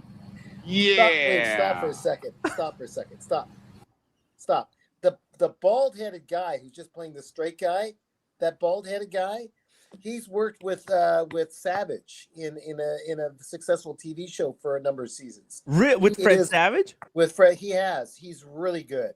Now Oh. in this particular scene, he just looks like the straight guy who's wondering what the fuck are they talking It's about. flabbergasted. So that he is one of the most brilliant comedians around on TV sets. That guy, the bald-headed guy. But here you're just seeing him make a face. Oh, it's a good expression. It's a I mean, good it's face. all in that shocked look. Yeah. Okay. I'm standing out here at historic Ramsey Hill where there are currently no cars on the street due to hazardous driving conditions. Darren, are you talking about black ice? That's right. Ooh, Jesus. It's frightening just to even say black ice. It's scary, tricky, ruthless stuff, that black ice. A perfectly safe neighborhood can be suddenly terrorized by the appearance of black ice. Well, one must keep in mind that just because black ice looks different than white ice, it doesn't make it any more dangerous. Also, one must remember how hard it is for black ice to survive, what with the authorities trying to destroy it with the snow plows and the salt trucks. But black ice perseveres. That's right. And as you can see right now, the city is being controlled by lots of oppressive white snow, making it hard for all people to advance. And we don't hear much news about that. Now, do we? No, we do not. Well, thank you very much, Brother Darren. But let's be Okay. honest, black ice is the real menace. Last night, I was in a perfectly safe neighborhood walking away from an ATM machine when black ice just snuck up on me and practically robbed me of my balance. Ouch. That sounds exactly like something Black Ice would do. Well, I just hope that folks watch out so the white snow doesn't blind them and keep them from seeing what's really going on. All I'm saying is I can't think of a single Christmas song about black ice. Lots of cheerful, uplifting songs about snow, so. Oh, well, for the record, Black Ice never asked to be out here. No, it did not. It's a product of the environment. Woo! Hallelujah! In fact, Black Ice didn't land on the road. The road landed on black ice. Woo! Amen! Okay, All before right. we get We got the copyright picture. strike here. All right, we got the picture. So, Oh, all right. good Yeah. stuff. You'll Uh, get a, they you'll get a actually, you'll get a copyright strike. Yeah, that's the problem. But what's interesting? So Dave Chappelle, I think they did a couple of skits with Dave Chappelle, and then when Dave Chappelle refused to kind of do his show, a couple of years later, they got Key and Peele to basically do a very similar show to what Dave Chappelle was doing. These guys are pretty good. He was on a show where they were like with Savage, this one, I forgot his name, with Fred, in a show that I think was successful for a number of seasons on Netflix or whatever, where they were kind of a reunion of college grads. It's like 15 years later, they're married, and just the, circumstances they get into. So I think it was pretty good, but I don't know if it was, I didn't see enough of the show, so I can't judge on it. But he is a very funny guy. Yeah, they're very good. That Key and Peele show was very successful. Yeah. And they've been doing kind of comedy for a while. Yeah, but let me because- ask you, can any of these watches Yeah, survive black ice? that's a good question, right? What do you wear? What watch do you wear into winter conditions? If you go slam, as Mhm. Mike Lewis said, under the snow, you won't even notice. It's the black ice. Yeah. That stuff is actually really dangerous. Yeah, it is. I saw someone break her leg, a young woman in her 30s, for those in Toronto on Queen Street West. Yeah. Is that a phone call? Sorry. I think Oh, Tim G is getting a phone call. Yeah, look at this. oh okay. All right. Oh, man. So, yeah, it slipped, and for a number of people tried to help her. They got her. Oh, shoot. Shit. Is that real? Yeah. Oh God. It's man. completely invisible. You see it? Oh, God. Oh, hey, Sarge. Hey, fellas. Sarge, how you doing? Where you at today? Oh, I'm in my office. Oh, okay. Outstanding. How are you, Sarge? Oh, You had a great show. You had a great show yesterday. Both you and Daniel and Mike Lewis. It was awesome. I finally caught up this morning. Awesome.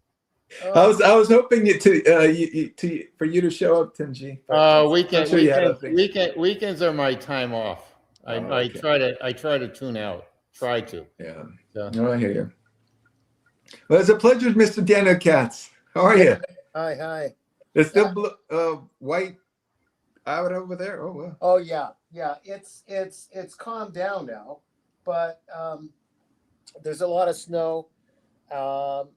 I got a baby carriage kind of thing, not for the babies, because I don't want to carry the knapsack all the time. Oh. But I try to make it like not an old man carriage with wheels. I'll take a picture and show it to you later. But yeah, going through the snow, it's got big wheels, so it's not bad. I'm not driving the car at the moment. By the way, Daniel, you got to be careful out there. Oh, I remember that. What's his name? Doesn't want me to drive again. Your friend from Ireland, Red? Brad. Yeah. Why? Why is that? I'm assuming mentioned- you're a pretty good driver. I haven't driven in a while. I got to take lessons again just to get my confidence back again. But to rent, that Remy Cools is always great. That's a beautiful watch, and that's what was it James Bond or whoever Goldfinger. Goldfinger, right? He wore it, and it was lovely to see. Yeah, like I didn't have any problems driving the car except for running over a woman once. There you go. There you go. A mannequin? I ran over a woman. And Uh, then, I was just minding my own business, listening to "Brick on the Wall." Another Da, da, brick da, in the wall. another brick and all. Teachers, leave us kids alone. Da, da, da, Uh-huh. and then bam, there was this face in front of my windshield, and people screaming, and she slowly slid off, just like It's good visual. Short, was it Martin Short in The Wedding Planner or something? Like he just slid off, and I said, "Oh," like this. And before I knew it, the cop came to me first. Is like, "Are you okay?" I said, "But I just call 911." Like, and just she's already. It's okay. You can't do anything. Look here, the legs are underneath the car. Are you okay? And that's how it ended up. But Oh. no. I hit her. She's okay. I was just adding some drama to it. I was lucky. She was okay. They checked her out and so on. That was years ago. Sarge, I do drive okay. It's just that the sun was in my eyes as I was live chatting to Tim. Oh no. Oh no. Anyway, Oh, that's fun. that was years ago, though. Wow. So what's the topic now? Tim G, honestly, it was years ago. I do drive. No, I get it. It can happen to anybody. I get it. Yeah, I can. I get it. Yeah. The topic now, Timmy, I still need the dark side of the moon. You got to pull that up. I just Oh, wanted the dark to very quickly here take a look at the Remicos, because yesterday we had Todd Levin on. Oh, isn't that beautiful watch. wonderful? Huh? Like he's famous in his field, like super famous. Oh yeah. And I'm flattered as people should. We were equals the way he talked to us. It was all good. There was no errors put on. He was really good with us, and it was great to hear from him. Yeah. So yeah. And Yeah, no, it was very cool for him to to join us on the stream and share kind of the first looks at his watch. It is a very niche watch that kind of, I think a lot of people might not even understand, but it was cool that he felt like that we would appreciate it. And Yeah. yeah, it was cool to also see everybody in the community get to experience But such what I a really unboxing. also liked is how he managed to talk Rekshepi. I don't pronounce his name right. You help me. Rekshepi. Reshepi. Reshepi, who's a wonderful guy in his own right. He said, quote unquote, "Can you do it in an ivory dowel though?" Mhm. And he did. He got it. What was it? I'm not sure what material to get the ivory dowel. I'm not sure if it was enamel or porcelain or what he used as a medium, but it came out really well. The ivory, almost cream in a way. Yeah. I love that stuff. Yeah. What the Ramey Cools right here is like my next best choice as a color is if I ever got another watch. Like if I talked flux into it, I'd say I want this color. Can you do it? This color right here from Flux. Mhm. On the Ramey Cools, but on the Flux watch Mhm. someday. That's our friend at Design Atelier. Oh, yeah. That would be cool. Yeah. If they could do that. Yeah. Well, I think we need to first sell your Habring, and then we'll talk about ordering a custom watch. Daniel, you're trying to sell your Habring? I'm doing it to the friction for now with with your finance guy. I'm already having an interview with people to leave him, to Good. go to another Well, bank. that's good. That's Because good. I don't need, because these people are under a different agenda. They get a commission. They Yep. get they're concerned about making the money last. I think his ideal thing is that someone who's making X dollars a year as it is, it doesn't even touch the money that's there, that he reports is that quiet, pleasant hero every couple of months. Oh, hello, sir. Your funds have moved from here to here. That's what he's used to. Instead, he's got me as I'm trying to sort things out with a new profession. That makes sense. You selling your Habring to Horology by the Sea? Yeah, I'm selling that one. It's terrific. Okay. Yeah. It's Timmy, a good one. It's about liking stuff, but just giving it up for the moment. No, I get it. Unfortunately, I get it. Yeah. Yeah, it's unfortunate that you have to do it, but if anybody's interested, obviously It's a nice contact one. Daniel, or if Oh, there anybody it is. wants Daniel's information, I can pass it on. If somebody in the watch community wants to buy it, it's an incredible watch. Yeah, Yeah. just he'll pass on the information about Daniel, and then that person can hire a sniper, and that's it. Yeah. There you go. Take you out. We'll There you dox go. Daniel's address. You can go pick it up. All you have to do is just push Daniel down some black ice, Yeah. and then it's a freebie. That's There you go. There you go. Speaking of Horology by the Sea, can you pull them up? They're really nice. They actually Brandon actually have Skinner's. some Oh, very he's nice really stuff. that guy that runs it's really nice. Yeah, Ensenada, California. I think isn't that south of LA? It's closer Yes. to Yeah, it's probably somewhere close by Sargent. Okay. Yeah. Sarge, have you ever heard about these guys, the Horology by the Sea? No, first time. Oh yeah, they got some very interesting stuff.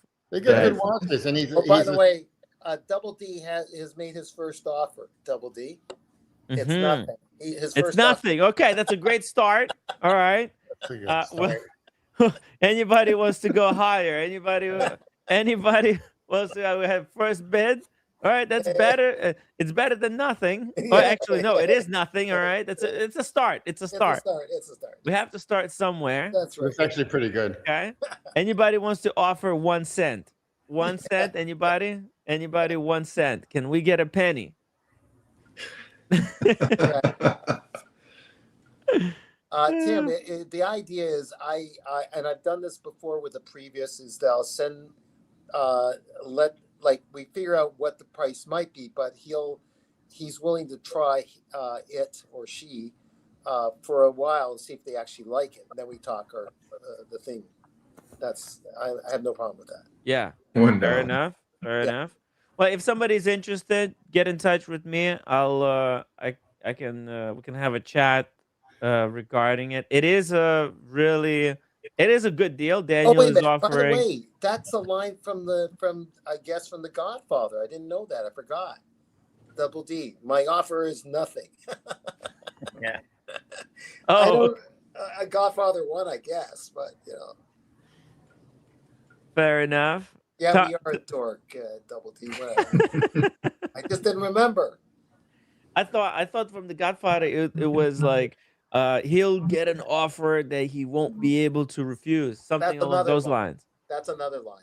Oh, that's But another I line. think I think that other thing makes sense when someone's got them by the I won't say, and they say, "This is my offer for you. It's nothing," Mhm. Yeah, I said this is Godfather. Yeah, this is a nice watch. Mm-hmm. It is. You know? So Timmy, do they have a Grossman currently on here? Does he have one? I think he's been known to acquire. Tim, take a look, but I don't like. Again. He gets it from independent owners, and it's just it depends on the timing when someone wants to move their Grossman. Mm. They don't have one, do they, Tim? Sorry, besides Grossman, Yeah. They have Grossman? they had Grossman, but they sold it. They have a they're the- watch that looks just like yours, very similar, but it's a moon phase. I like Here, that. let me show you. That's So a this nice is like watch. a different take on Daniels's watch. See here, see Daniels's has running seconds at 9, but there's a version with running seconds at 6 with the moon phase. Yeah, but mine has my fingerprints on it. Daniels's, of course. Oh, actually, they had your watch and they sold it for 5,850. That already that's gone. Yeah, Oh no, wait, no, it's available. It's Oh. available for sale. Oh shit! Wow, pre-owned. Is this yours? Are you selling it already on Horology by the Sea? No, that's someone else. Oh, okay, fair enough. All Was right. that pre-owned? This is pre-owned, yeah. Oh no, pre-order. No, sorry, Oh. pre-order. Okay. Oh, In other words, they're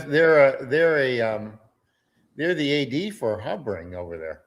Pretty well. Them and a guy out of Pennsylvania. I forgot his name. Tip of my tongue. But he's been friends with Hovering for years. A guy out of Pennsylvania. And he owns a bunch of, he has his own independent company. He used to also represent Peter Speak, who was Speak Marin. From Speak Marin, he used to represent him. That's how I got to meet the guy out of Pennsylvania. But I'll try to tell you later who they are. Tim, look at who the suppliers are in the States. Who are the retailers for Hovering? Or I'll look it up because I know the guy in Pennsylvania. mm-hmm. I'll look him up. You just do your thing. Okay, yeah, I'll look it up. Yeah, I guess he's a dealer for Hovering because he sells Hovering. That's a pre-order for 5,800, and he's got a Yeah, bunch of other He's gotta Hovering. be. He's gotta be. He's got every configuration known to man. Holy Of a shit! Hovering. Right? Look at all these Yeah. different versions. The husband and wife team from what? Austria? Yeah, Richard and Maria, yeah. yeah. Austria is actually an incredible country. It's right up there with Italy and France. But yeah, it's cool to see that they developed such a reputable watch brand. And he used to work for IWC, and he did the module for something for IWC. Mm-hmm. My understanding, I don't know what the module was, but he did something for IWC. Okay. All right, Martin Pulley. It's Martin Pulley. Is Martin Pulley. He's been a big influence for Hovering Mm-hmm. with 2 L's. Martin Pulley. He's out of Pennsylvania. Oh, and RGM recently made a watch with Teddy Baldessar. This is what I wanted to talk about. Oh yeah. Check this out. It's already been sold out to me. Really? Yeah. Holy shit. I think there was like limited to like 20. It's gone. They What- You know what- why? I was 25 pieces initial Yeah. batch. done. Special edition. Oh well, to a lot of people, 14,000 US is nothing. Yeah, and actually this is the best RGM watch that I've seen. I actually like this dial the best too. I agree, and I Yeah. actually even like the case back on this.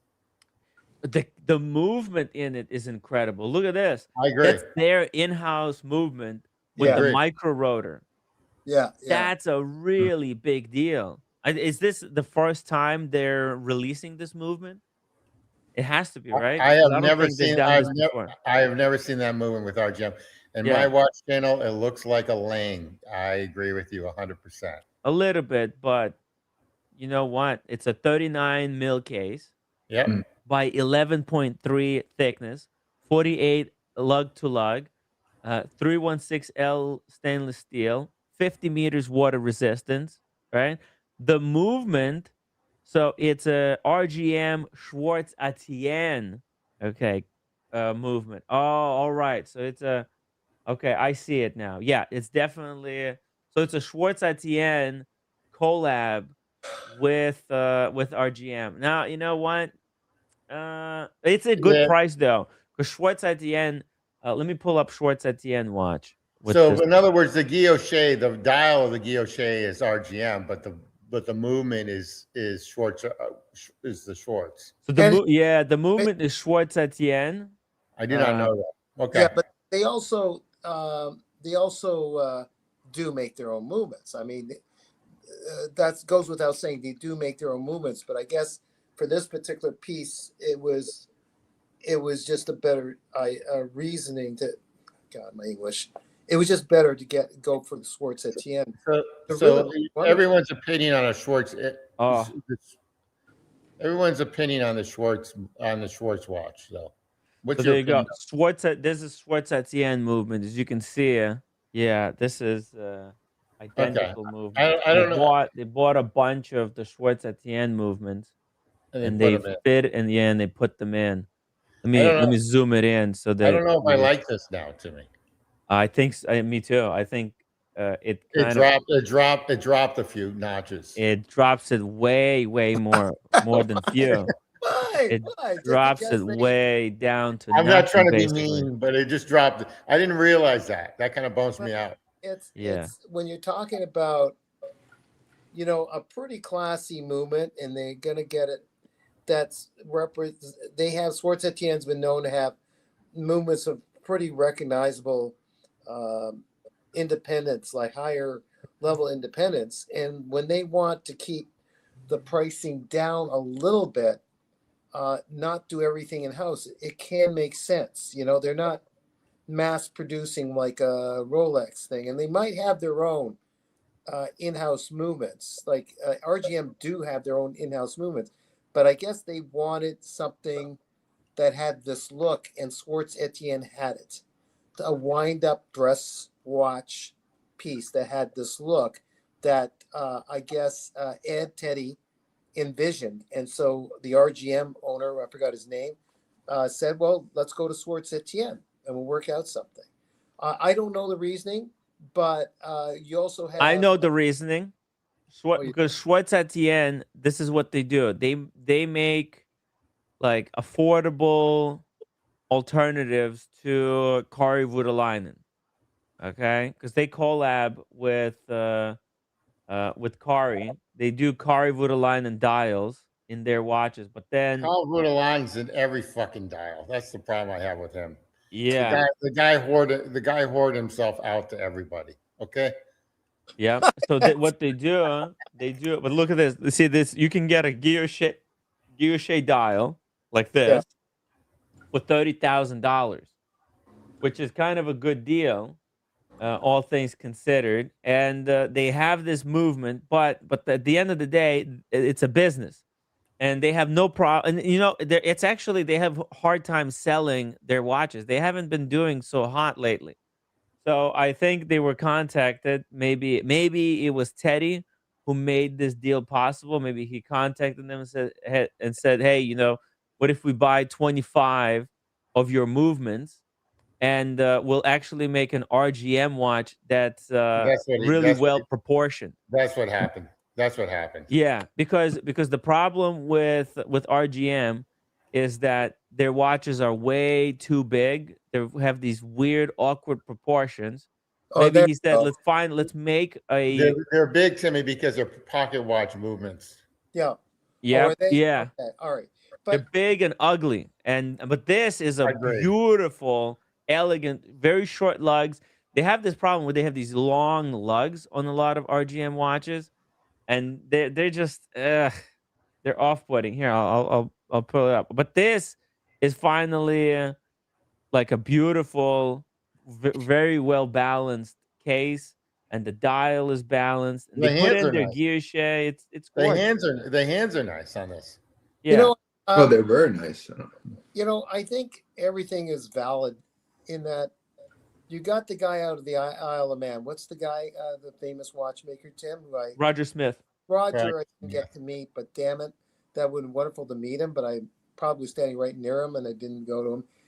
Like Roger Smith decided with a group of 7 people to make the watches from beginning to end. Yeah. It's exhausting. He's still young enough to do it. Carrie, for maybe health reasons, or just because his wife talked him into it, or because he wanted to see the business go and grow, and he found it exhausting to do watches from beginning to end. And maybe he's still doing, like, on his off time, he's working on a watch just for himself from beginning to end. But as a business, he's providing dials, he's providing movements. He bought out that German company, Tim. Remember that company? And he's giving it like his version Urban of tutor. Yerkinson. What's it called again? Yeah, Urban Yerkinson. yeah, and he's giving, that's his version of the tutor in the name of. No. That's No. his tutor. That he's the tutor. Urban Yerkinson is the Rolex. Oh, He really? positioned Urban Yerkinson higher than his brand. Wow, I didn't even know that. Okay, Yeah, because okay. Urban Yerkinson has a longer history. They're like from Got 18th it. century, Oh, whereas he's gosh. relatively new. He's like an independent watchmaker. So when he bought Urban Yerkinson, he repositioned it. They were making watches that they were cheaper than his, but he rebranded it as a higher level So brand. I say kudos to him because it's a mixture of art and business. He's Yeah. bringing in jobs and careers for a lot of people. Good on him. It's just his decision to go there, and maybe he's making a watch himself, like Dufour, like Mhm. from beginning to end. But he's got this. He's got the movements, and it's about community too, because everyone's helping each other out. Someone phones, "Hey, Carrie, I'm short a bunch of movements. Can we work out something? Just send me." And they He work it doesn't out. sell his movements though. Carrie doesn't sell his movements. Oh, he doesn't. No, he only dials.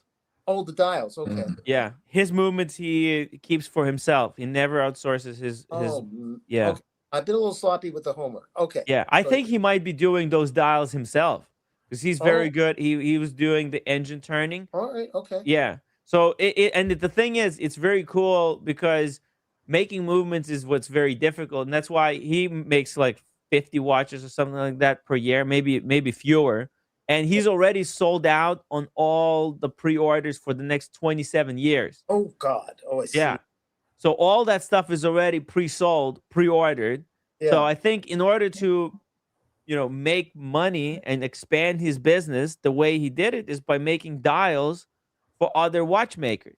Right. And by doing dials for other watchmakers, he was able to raise revenue to buy Urban Yerkinson.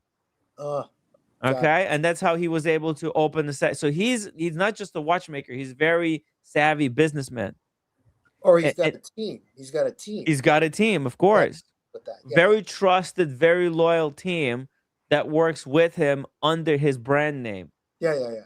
And he's very good. I think, people like what Tim G said. His dials are everywhere. But you know what? At the same time, he hasn't really. I think he's done it the right way. He never compromised on his own watches, Yeah. right? Because you saw the Simon Brett with the Eagle dial. I think that was a disaster. That's going to kind of just. I don't know. Maybe he probably shouldn't do it ever again. Let outsiders design the watch face. But he's done it. He made that mistake. Roger Smith made a similar mistake as Todd pointed out yesterday that I didn't even know about, the horse on the dial. But you know Yeah, what? the horse didn't fit. Yeah. If it was Yeah. made out of guilloche, like if he made an abstract horse, Like a silhouette or something. yeah, like a silhouette, or maybe just a silhouette of the face or something, yeah. but done in guilloche, I think it would have been better Yeah. in that tradition of watchman. But having it kind of chiseled out like that, I agree. It always Although looked like it's not as bad as the Simon Brett. Oh, that eagle looked like something. You remember that you go into a tourist shop to get like cheap touristy things and you get this fake stuffed bird or something. Yeah, that was a disaster. Yeah. But this RGM watch, I think this is pretty cool. All things considered, it is affordable. It's on the affordable-ish price point. It's the cheapest of RGM watches. With Schwartz Etienne movement, that's actually not too bad because that's a quality movement. At the end of the day, Yeah. it is a very quality movement. Yeah. And so RGM has their own in-house movement. It's this one, but that movement, look at this. It's $18,000. 18,000 versus what, 11 or 14, and so it's $4,000 difference Yeah. for this other movement, and this movement is more reliable in my opinion. Yeah. The Schwartz Etienne movement with the micro rotor, because it's a micro rotor movement. Their movement is manual wind, so you get like an 80 hours of power reserve. Let's see, it's 86 hours of power reserve. Right. Central seconds. They don't say how regulated it is, but the Jean Rousseau strap. This is incredible. Look at this Jean Rousseau strap. I guess this is going to be RGM guilloche dial, which is and nice hands. They didn't do their Pennsylvania hands. They just did classy hands. No crown guards. It's a beautiful watch. I don't know. I think if it's already sold out, then good on them. They'll probably do more. No issue here, I think.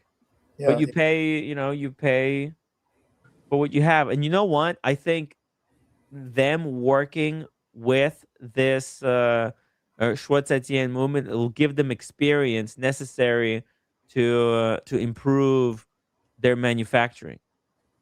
So it's a collab. What do you think? What's your conjecture? None of us know. What was the contribution of Ted in the design of it? Can we just get out?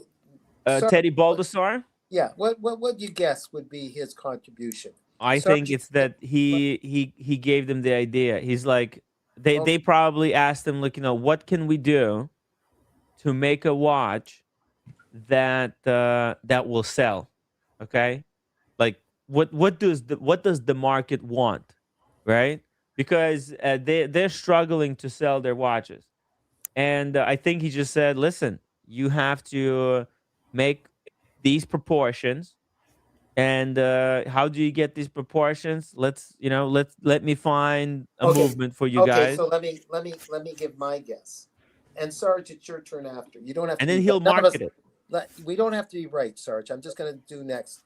So I'm saying that Ted said, let's try to do a dress watch. So then the what's his name from RGM says, well, we'll have to get the wind up thing from from Schwartz Etienne for it. And he says, I don't know how to do it, but sector dial with brigade numerals, and I like blue in there. I wouldn't be surprised if Ted gave all that input.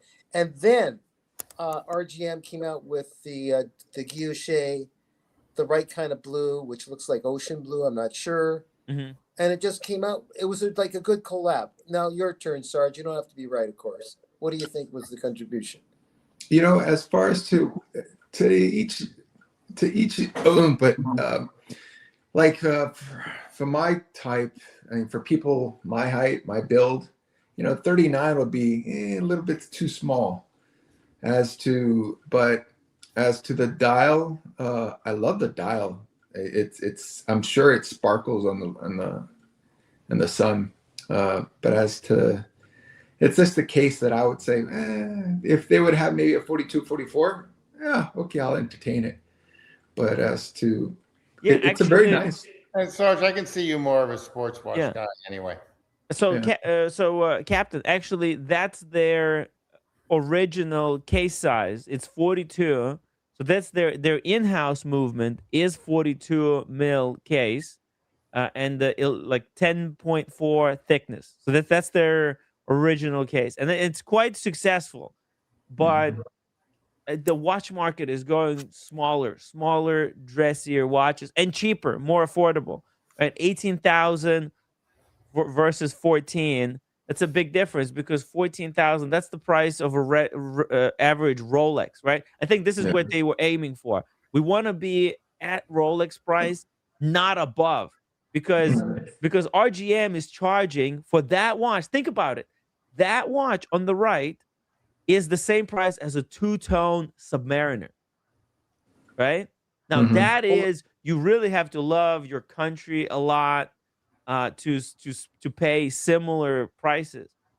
So I think Teddy. How about let's just do this other comparison.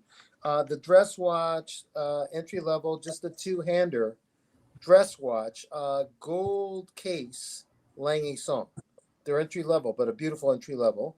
I think our friend Sean has a salmon dial version of it. It's a dress watch, Lange Song. I think he's got one. You're talking about the Lange Saxonia? Maybe it's the Saxonia. I'm being demeaning. I don't mean to be demeaning. It's Like the entry that. level. Yeah, that's 17,000. That's the same price as the RGM one. I think that's a great. See, like, why would you buy RGM Yeah. for 17 if you can get Saxonia used for 17? look at this with this. That's a $30,000 watch new. Yeah, but it goes for 17 on the gray market. Why would you buy RGM if you can get a Saxonia? It makes no sense. You see? Like, how could these two even compete? How can RGM compete against the Saxonia? It's not even close. And that's a white gold case as well. Yeah, yeah. With it comes down to I want something different, and they're willing to go for it. Well, the reason people buy RGM is because it's made in the United States. That's the appeal. If you want to support your country, you want to buy a watch made in Pennsylvania, put together by people, you want to support your people, that's why you pay extra, right? A good point, but at least I don't know. I haven't seen those on the boutique, but I'm sure they're easily to be purchased than a good old Submariner in Rolex boutique. Yeah. So well, actually, like, these are to order. You have to contact them. Okay. But at least, so eventually you'll get in through 2 months. Okay, here, whatnot. Instead of let me put you on the wish list. But exactly. When you order it, they start making it for you, and it's made for you. So it's a big deal. And you can customize it. You could choose what kind of hands you want. You could choose the print on the dial. They let you customize it. Okay, so here, what if we put it against the great Seiko, which you used to have, Tim? The blue version. Now you sold it. No, I have it. Oh, you have it. It's a good looking Seiko. So we're matching up against the Seiko. A bunch of losers we are. That's a good looking Seiko, Dan. Yeah, yeah. Hey, I'm wearing my Seiko. You guys all have Seikos. I've never owned a Seiko. Maybe I should get one. Yeah. Yeah, this is $1,000. Right? That's a good looking watch. Those are good looking watches. This watch is like you were a kid, Tim, when I got it, and it's still going. I got it for 600 Canadian. I was lucky. Wow. Japan. This is one of the most beautiful watches. One of the most beautiful Seikos actually on the market. I gotta say the one that enamel dial. The one that Humble Pine has is like, was it Humble Pine? No, it was PK. It was PK. Oh, PK. The Grand Seiko that he got. That was a Grand Seiko. Pinky almost bought one as well. Yeah, that's a whole other story, right? That's a gorgeous watch. By the way, Magic City, thank you so much for the $5 super chat. We love Magic City. Thank you, Tim G, for all you do for the show. You're a great entertainer. I like to be the biggest douchebag on the show, so it's always great. Exactly, guys. Like I said, everyone can stand in line. Tim G is just doing his best. It's a shtick. A lot of people don't. They take it a little bit too seriously. Stuff that happens on the show. Yeah. It's just a show at the end of the day. Mike Lewis, also thank you so much for the $2 super chat. Tim, check out exquisite timepieces. By the way, thank you. By the way, someone said that it looked like Jacques Cousteau's older brother or something, but I don't know. I can see that. Yeah, are you wearing that? Yes. Older brother, and Cousteau's dead, so yes, that's true. That really helps. Based off the old photos. Yeah, it's all smoke and mirrors, Tim? What you see is maybe not really my face. Oh, we had Jacques Cousteau actually on the stream. Oh yeah, gonna do this like Jacques there. Was cool. Like that.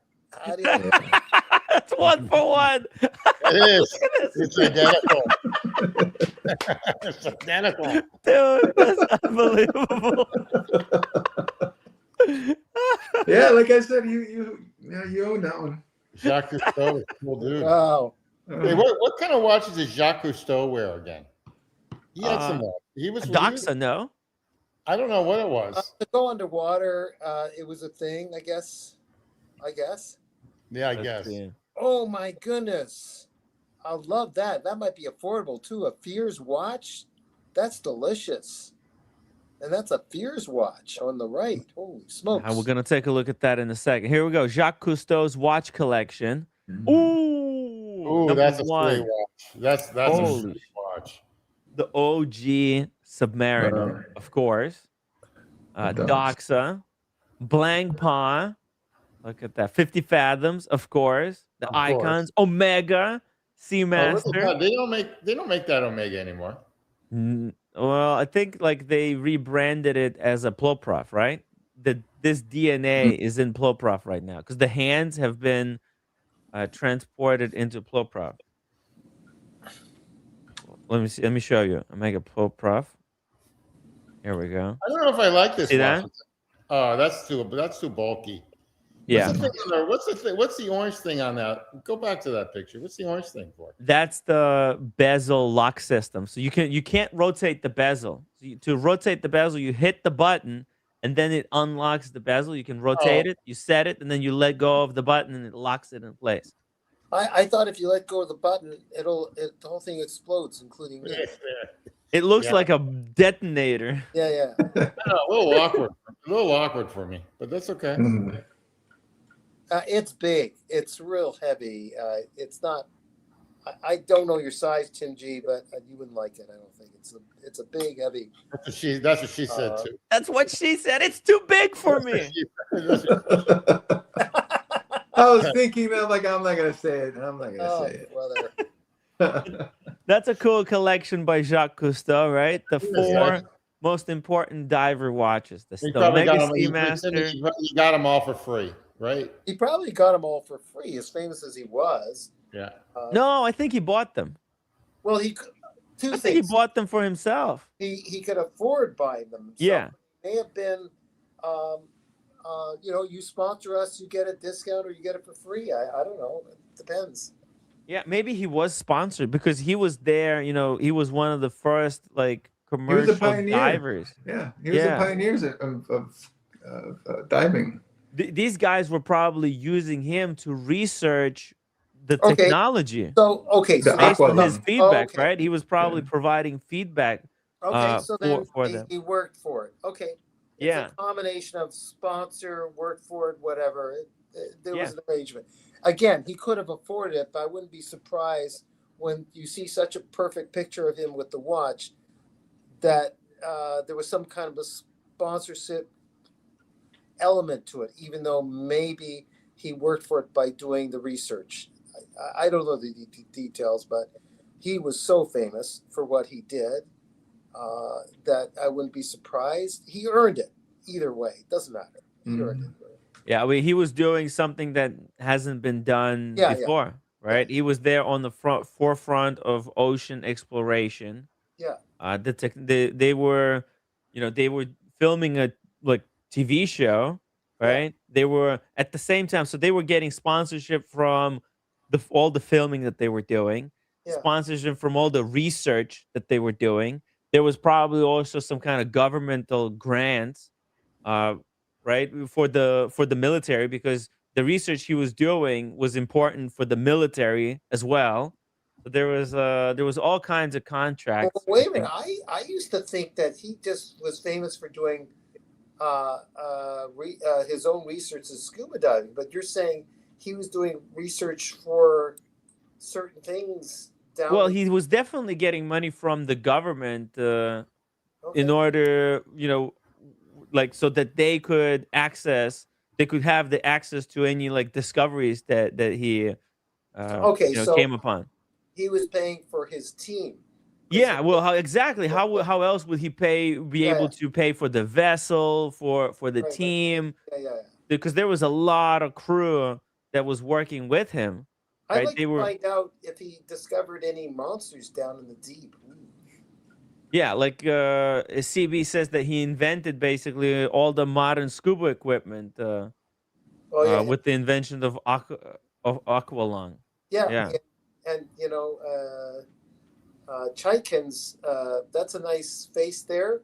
CB, you got the Chaikin piece there. So maybe Cousteau found something that looked like that, like one of Chaikin's faces down in the deep water. I think there's fishes that look like that Yeah, in yeah, the yeah. ocean. Let's take a look here, just very quickly on exquisite timepieces. What do they got going on for sale here on the new? Oh, they have like some cheaper stuff. Oh, It's nice. Fears. Oh, here, speaking of diary watches, look at that. Yeah, yeah. It's too much. Too many Arnie. bezels. Too It's many. Arnie. Yeah, yeah. Too many bezels. There's a lot of bezel technology. It's got a computer at the top there, It's got too and much it's a stuff going solar on. panel on the dial. That's badass, actually. Yeah. $385. That's Cheap price. cheap. Yeah, that's Is cheap. it This would be good for you, Sergeant. By the way. Yeah, Look at it's a nice little Sarge, you know case. what? Yeah, that would be really good for you, Sarge. Mm, Right? yeah, nice. It's really nice. Watch. Badass. You guys have seen the actual tuna though, right? The tuna version. The tuna. Oh yeah. Oh, you have it. You have it there by any chance? No. I already had too many Seikos. But that, if anything, I would have bought the tuna, the vintage tuna. By the way, if you guys That's want to see who, something really cool, check this listen, out. Oh my! Look at that. The time teller used to. Is that yours? No, this is not mine. This is one of watch community members Very nice. Yeah, from that's a beautiful Greece. watch. Yeah. Yeah, Look at what's the thing? What's the thing on the between the 7 and 8? yeah, that's the Aqualung logo. What Yeah, the it's hell just- is that? What's that mean? I don't know. That's the Jean Cousteau's company, the diving Oh, company. Cool. That's a partnership model. Aqualung Doxa co-branded. Very cool. Doxa, yeah, Mhm. that is freaking. That's a very Cool. nice watch. Yeah, this is like Doxa holy grail of the collectors. Look, this is the Comex branding Submariner equivalent in the Doxa world. Mhm. Very nice. Mm-hmm. Tim, before I disappear, because from sitting, my body gets. Yeah, we got 3 minutes. We're gonna do three Okay, more minutes. Take a look at that watch that I asked you to over there in that group. The Uh-huh. Fears watch. It's a square watch by Fears. Oh yeah, let's There. pull it up. That is just gorgeous. So, what's the movement in that? Does it say? Yes, I think it does say. Let's see. It is a closed case back. No, but if it's a reliable whatever Mhm. it is. Let's see. It doesn't say. Let me pull it up. Well, wow, Fears did a nice job with that one. Right? It's like a Fears Cartier watch, or like Yeah. a Yeah. tank, Yeah, It is a nice watch. yeah. right? Yeah. Red Shovel said that he was thinking about this one. Too small for his wrist. No, too small for his wrist. Yeah. Mhm. Oh, it's a Selita SW 1000. I'm not Automatic time only. Sure. Yeah. It's pretty badass. Mhm. Yeah, It's a really nice one. With the look at this, like a hobnail pattern on the dial. Yeah. And then it's England stamped, so it's built in England. Yeah. Really cool. And something different, because Fears, they're really known. I like the Fears brand. Yeah, no, it's a solid brand. And the box is nice, packaging is cool. Look at the case side, right? Yeah, Yeah. it's cool. It's kind of retro. Yeah, Mm-hmm. it's really cool. And look at the buckle as well. The buckle is really Yeah, Elegant. Yeah, yeah. yeah. Their own logo. Very nice. Yeah. Very cool. Contrast. It's nice contrast. Blue on white. Okay, it's up to different. At least from here, it kind of looks good. Watch channel, you might be right. I don't know. For me, it's more the look than telling the time. It's something different, I yeah, guess. Right? This one is freaking ugly in my opinion, but especially for $6,000, like get the hell out of They're here. trying to It looks like an Aurwork. You know what it is, Okay. actually? It's trying to copy her work, I guess, in a way. Oh. Or No. It's What? trying to copy the MBNF That's that it. Cars That's and it. Chrono has. just That's it. NF. Well, I'll show you. Oh, sorry. Gesundheit. This one right here. This is what they're trying to copy. Right. This one. Oh. oh You yeah. see?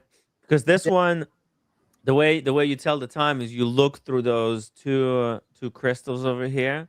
But at least on the MBNF, let me see what the name of this model is. Okay, here. I'll show you. Because this one is really nice and legible. The way the subdials are, wow. they're actually quite big. You see there? And when you look inside, the magnification is really nice. Oh, come on! What is all this garbage? Anyways, like, it's got an Well, open How much crystal were here. they? How much were they back then when they were out? They The were cheap. MBNF, That particular MBNF, yeah. it's like 75,000, I think. Oh. Yeah. Yeah, Not cheap. it doesn't. I keep saying try to like it. If I was like, no, you mean. But this is a stuff. knockoff of it, as you can Oh, see. knockoff. Okay. Yeah, it's like a cheap Chinese knockoff of that Well, watch because it's the Salida base. Yeah. And it's the same kind of thing, but it's completely illegible. If you look, actually, I've handled this watch in person as well. Yeah. It's completely illegible. At least with the MBNF, Yeah. when you look to tell the time, you can actually it's super legible. Like the numbers are really chunky. Yeah. So when you look down the crystal, it magnifies it significantly. Yeah. Whereas this one, it doesn't do any magnification. Useless. But there's some other stuff here. Let's see what else. Oh, there's a Doxa here for 2,000. That's a GMT Doxa. Look at that. Pretty cool. Nice color scheme. Kenneth. What the hell? This Grand Seiko is 44,000. They're out of their mind. Oh, look at this. That's a cool Panerai. Oh, yeah. GMT, right? That's a cool one. Blacked out with the blue strap. It's a GMT. Huh? Yeah. Is it? It's not titanium. It's ceramic. I'm checking right now. Yeah, it is. Yeah, it's ceramic. Yeah, it's glass. Yeah. I don't know. Ceramic. Yeah, I would have preferred if it was like a PVD titanium or something. Yeah. These are really cool. You know that this is super underrated. The Globemaster, 6,700. That's an annual calendar, actually. Yeah. It is kind of cool. You see the way there's a month. Oh yeah. Yeah. Between the hours, there's month, and it's like a jumping hour, and you got a date, and basically it's an annual calendar. It knows which month has how many days. Oh, that's nice. Yeah, it's a very cool watch. I don't know why it's not popular at all, and also it has like a Datejust type of bezel. I don't think they market the thing correctly. Right? There's no marketing on this one at all. There's none. But it is a freaking cool watch. Look at that. And it's cheaper than a Datejust. CB, But I it looks agree, like a I Datejust. agree with you regarding the ceramic on the chat. That's us. Yeah, ceramic is a disaster. No, I actually like it, but that's. Do you like it?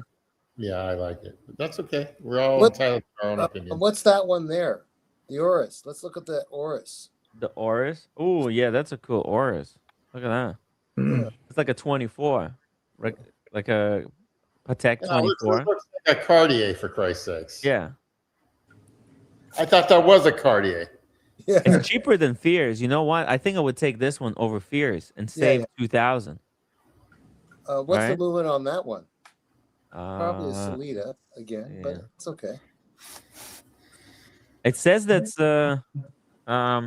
Okay. no, it says Oris 561. That doesn't say anything. Oris from the Probably modified Salida. They work with Salida a lot. Yeah. Okay. Yeah, but it's got a tiny little date there. I would prefer if they didn't put it there at all. But okay. I was thinking Cartier. Almost can't see it. Let's see what else they got here. Ooh, look at this gold Luminor. Wow. Is it gold plated? 21,000. No, full gold. Oh. Yeah. Okay, you know what? 21K. That's different. That's different, Tim.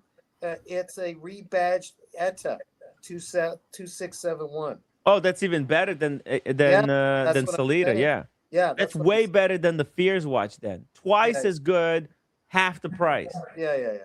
Oris is great value. Yeah. Shout out to Mickey for buying the bronze Oris for nothing, man. He Cheap, picked it up for cheap. less than $2,000. Full Cheap. bronzo. Yeah. This is cool, by the way. 21,000. Look at this. That's their 8-day power reserve movement with that finish. Look at the finish.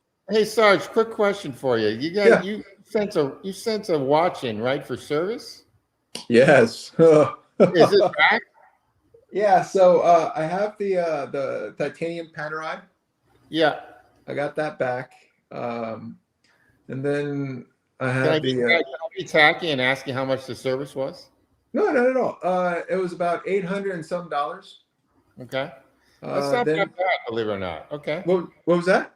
That's not that bad, in my opinion. No. That's without polishing. And then the other Panerai, it's that one's a little bit more. That was about 1,200 something. And then the the watch that it's so ugly you like. Yeah, exactly. I just watched this. Good looking. Yep. Yeah, I love that watch. It's a here. I'll show you. I have it right here.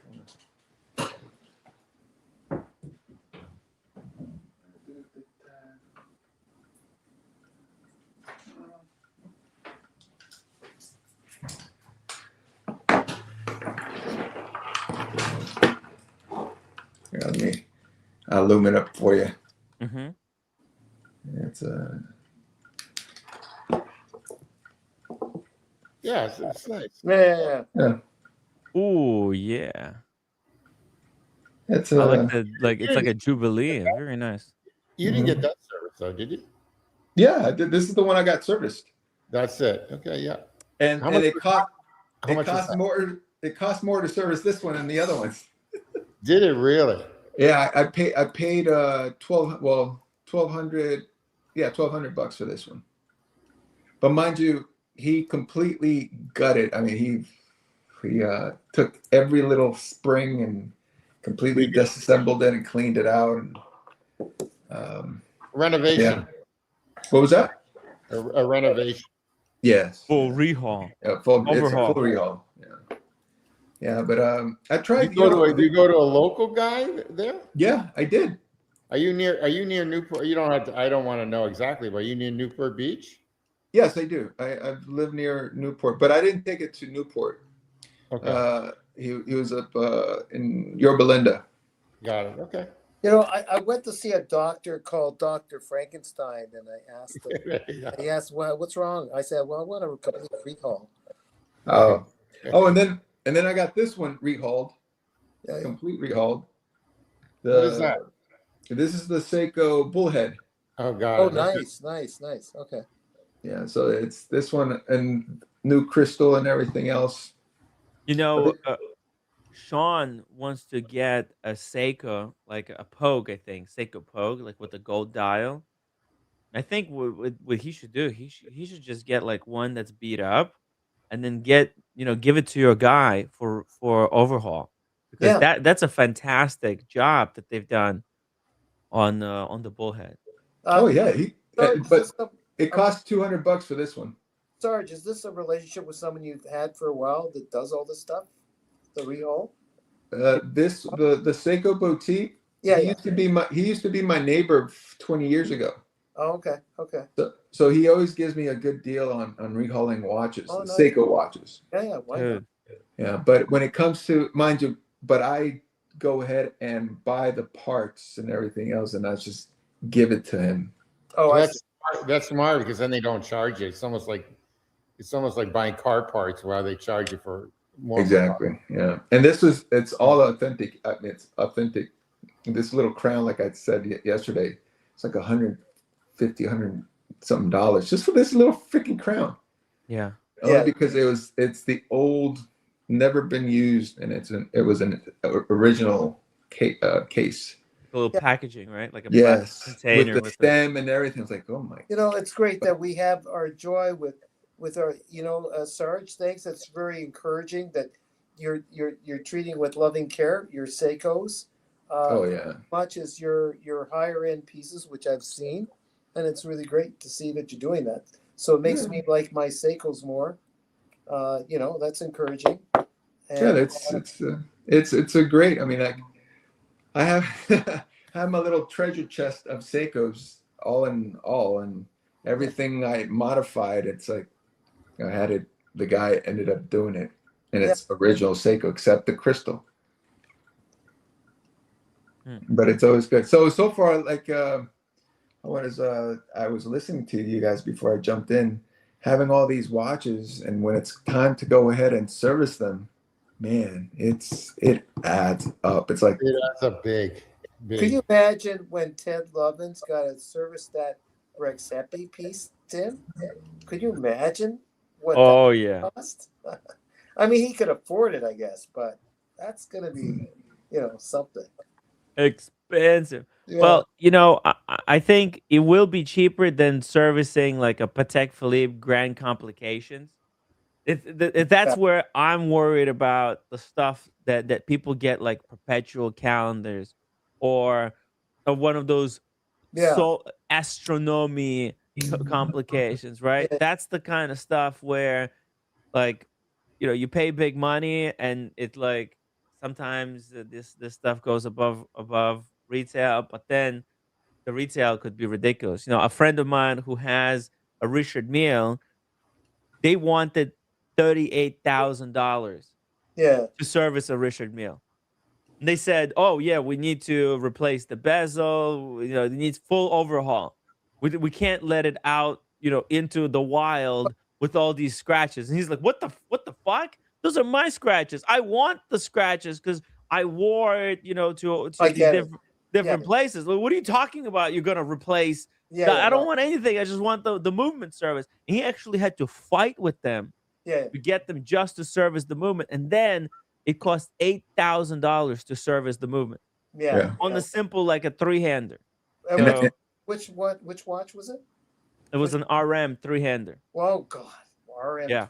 yeah, it's similar to the Omega. Now it's about a year now that Omega still has it, but he warned me. It's the Memomatic, but it was gold plated. And he went. The boutique guy went ahead and said, it's where did you? First of all, where did you get this? And I told him, well, I got it from a guy, and it's I'm gracious that I was able to get it. It's a cool looking watch. It has an alarm in it, but with it. And so he said, well, we're gonna have to go ahead and take it to Switzerland, and they'll have to do everything. So it's been a year. What the hell? For an Omega? Yeah, it's an Omega. Yeah. That's insane. Yeah, isn't that something?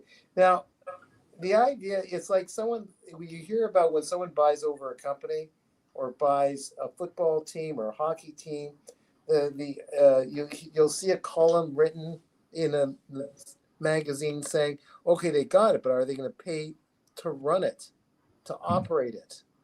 So when we buy a watch, that has to be included. Some people forget, you got to be thinking, okay, can I operate this thing? Now, maybe 5 years of grace, you have a warranty, but at the end of the day, unless the person knows he or she wants to just enjoy it for a few years and then throw it away, like sell it, and then they don't have to service it. I don't know, but before you sell it, you got to have it serviced. So I don't know. Well, Guys, a lot of people are willing to go ahead and pay for it and not being serviced, but then you get stuck servicing it. Because if you go ahead and take that same watch and go to a jacuzzi, usually got water in it. Yeah, don't go into the jacuzzi. It's gonna damage the bracelet as well. Yeah. If you're planning to sell a watch, that watch should never be going into jacuzzi. Only watches that you're planning to keep on forever and pass it down or whatever, then wear it. But yeah, the collector pieces, the collectibles, those should be Yes. preserved as much as possible. That's why I've strapped this on a genuine leather, knowing that it's not going to get wet. It's like, no, it's okay. I'm not going to take it to either. Even if it's raining, nope, it's going to be covered. Nice. All right, guys. That's it. Thank you so much for watching. Thank you, Sergeant Daniel, Tim, for joining me. Sergeant, thank you for your service. Did you pick Oh, it's my pleasure. Thank you, Tim, fellas. did you already pick a song? Well, you're keeping me free, so it's always a good thing. Or you cut me free. What, you have a song request, Daniel? A song request. It's also from Pink Floyd. Is "Wish You Were Here." Okay, let's play. It's a really endearing song. "Wish You Were Here." I like it. Wish you were here. Sounds good. Thank you, guys. Guys, thank you so much for watching. We'll be back tomorrow. See you later, community. And discipline it remains mercifully. And neither would you. Derek, this star nonsense. Now, which is it? I'm sure of it.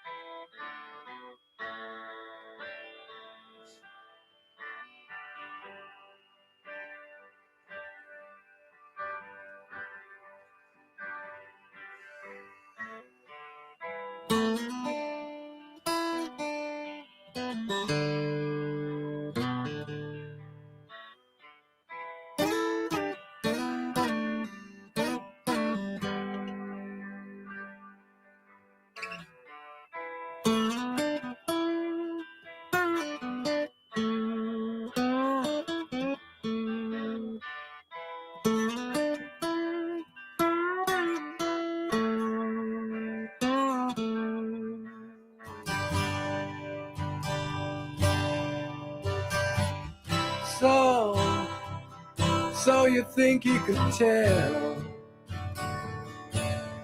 heaven from hell, blue skies from pain?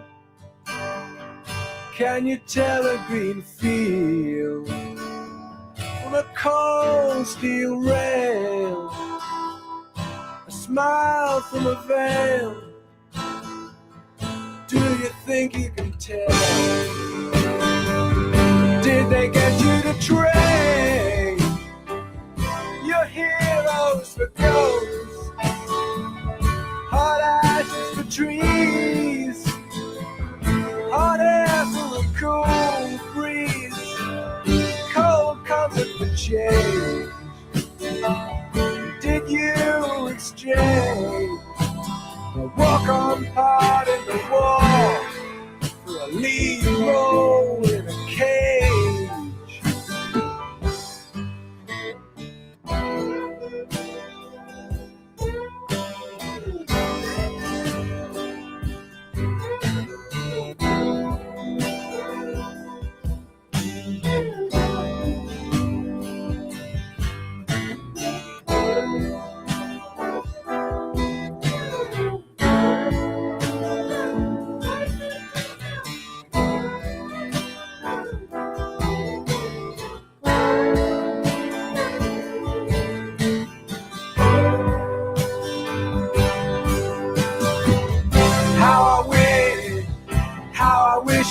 Here, we're just two lost souls swimming in a fishbowl, year after year, running over the same old ground. What have we found? The same old fears. Wish you were here.